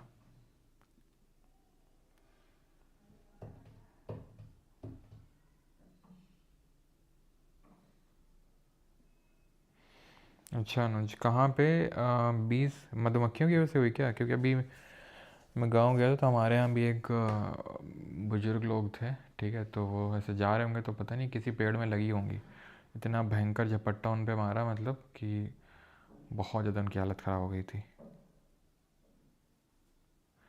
सर हलवा के आगे काफ़ी इंटरेस्ट है तुम लोगों को, है विधानसभा की स्टोरीज जानने में, multiple faces of Vidhan Sabha. Gym start कर दो, पॉस्चर ठीक हो जाएगा। नहीं भाई, जिम से पॉस्चर ठीक नहीं होता, जिम से आपकी मसल स्ट्रेंथनिंग होती है। पॉस्चर ठीक तो बैठने से होगा। अब मैं यहाँ बैठा हूँ अजीब से, जिम क्या कर लेगी उसमें? क्यों जिम क्या कर लेगी उसमें?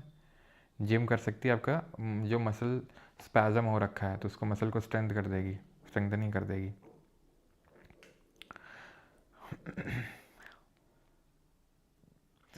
Thank you so much sir. कल आरबीजेई का पेपर था, बहुत ही सही रहा, पूना पैक से क्वेश्चन आए थे। ओके, अच्छी बात है भाई। यार मैंने तुमको इस लेवल का पढ़ा दिया है, ठीक है। मैंने अब जो लोगों ने सिंसियरली पढ़ा है वो लोग जानते हैं, और मुझे ये भी जानता हूँ, मेरे पास बहुत सारे बच्चों के मैसेज आते हैं जो पीसीएस क्रैक करते हैं और ये सब, ठीक है। तो वही है, आप रिवीजन करो ढंग से, अपने साइट से आप ये समझ लो कि आपको बेस्ट ही कंटेंट मिल रहा है। और जो लोग बैच में हैं उन लोगों को भी पता है कि ठीक है, बेस्ट अकाउंट मिल रहा है। टेलीग्राम में जब से खुला है टेलीग्राम, जब से बना है टेलीग्राम, रेगुलर एक्टिविटी आपको देखने को मिलती है, कुछ ना कुछ कंटेंट। तो टोटली डिपेंड्स ऑन यू कि आप कैसे यूज़ करते हो। आपके पास टाइम लिमिटेड है और भी बहुत सारी चीज़ें करनी होती हैं आपको, लेकिन थोड़ा तो मैनेज करना पड़ेगा आपको, ओके। संडे को ऑफ ही रहेगा रिवीजन के लिए, लेकिन कल क्लास रहेगी, ठीक है। चलो, थैंक यू, धन्यवाद। बाकी जिसको एनरोल करना है बैच में तो परमार एकेडमी ऐप से कर सकता है।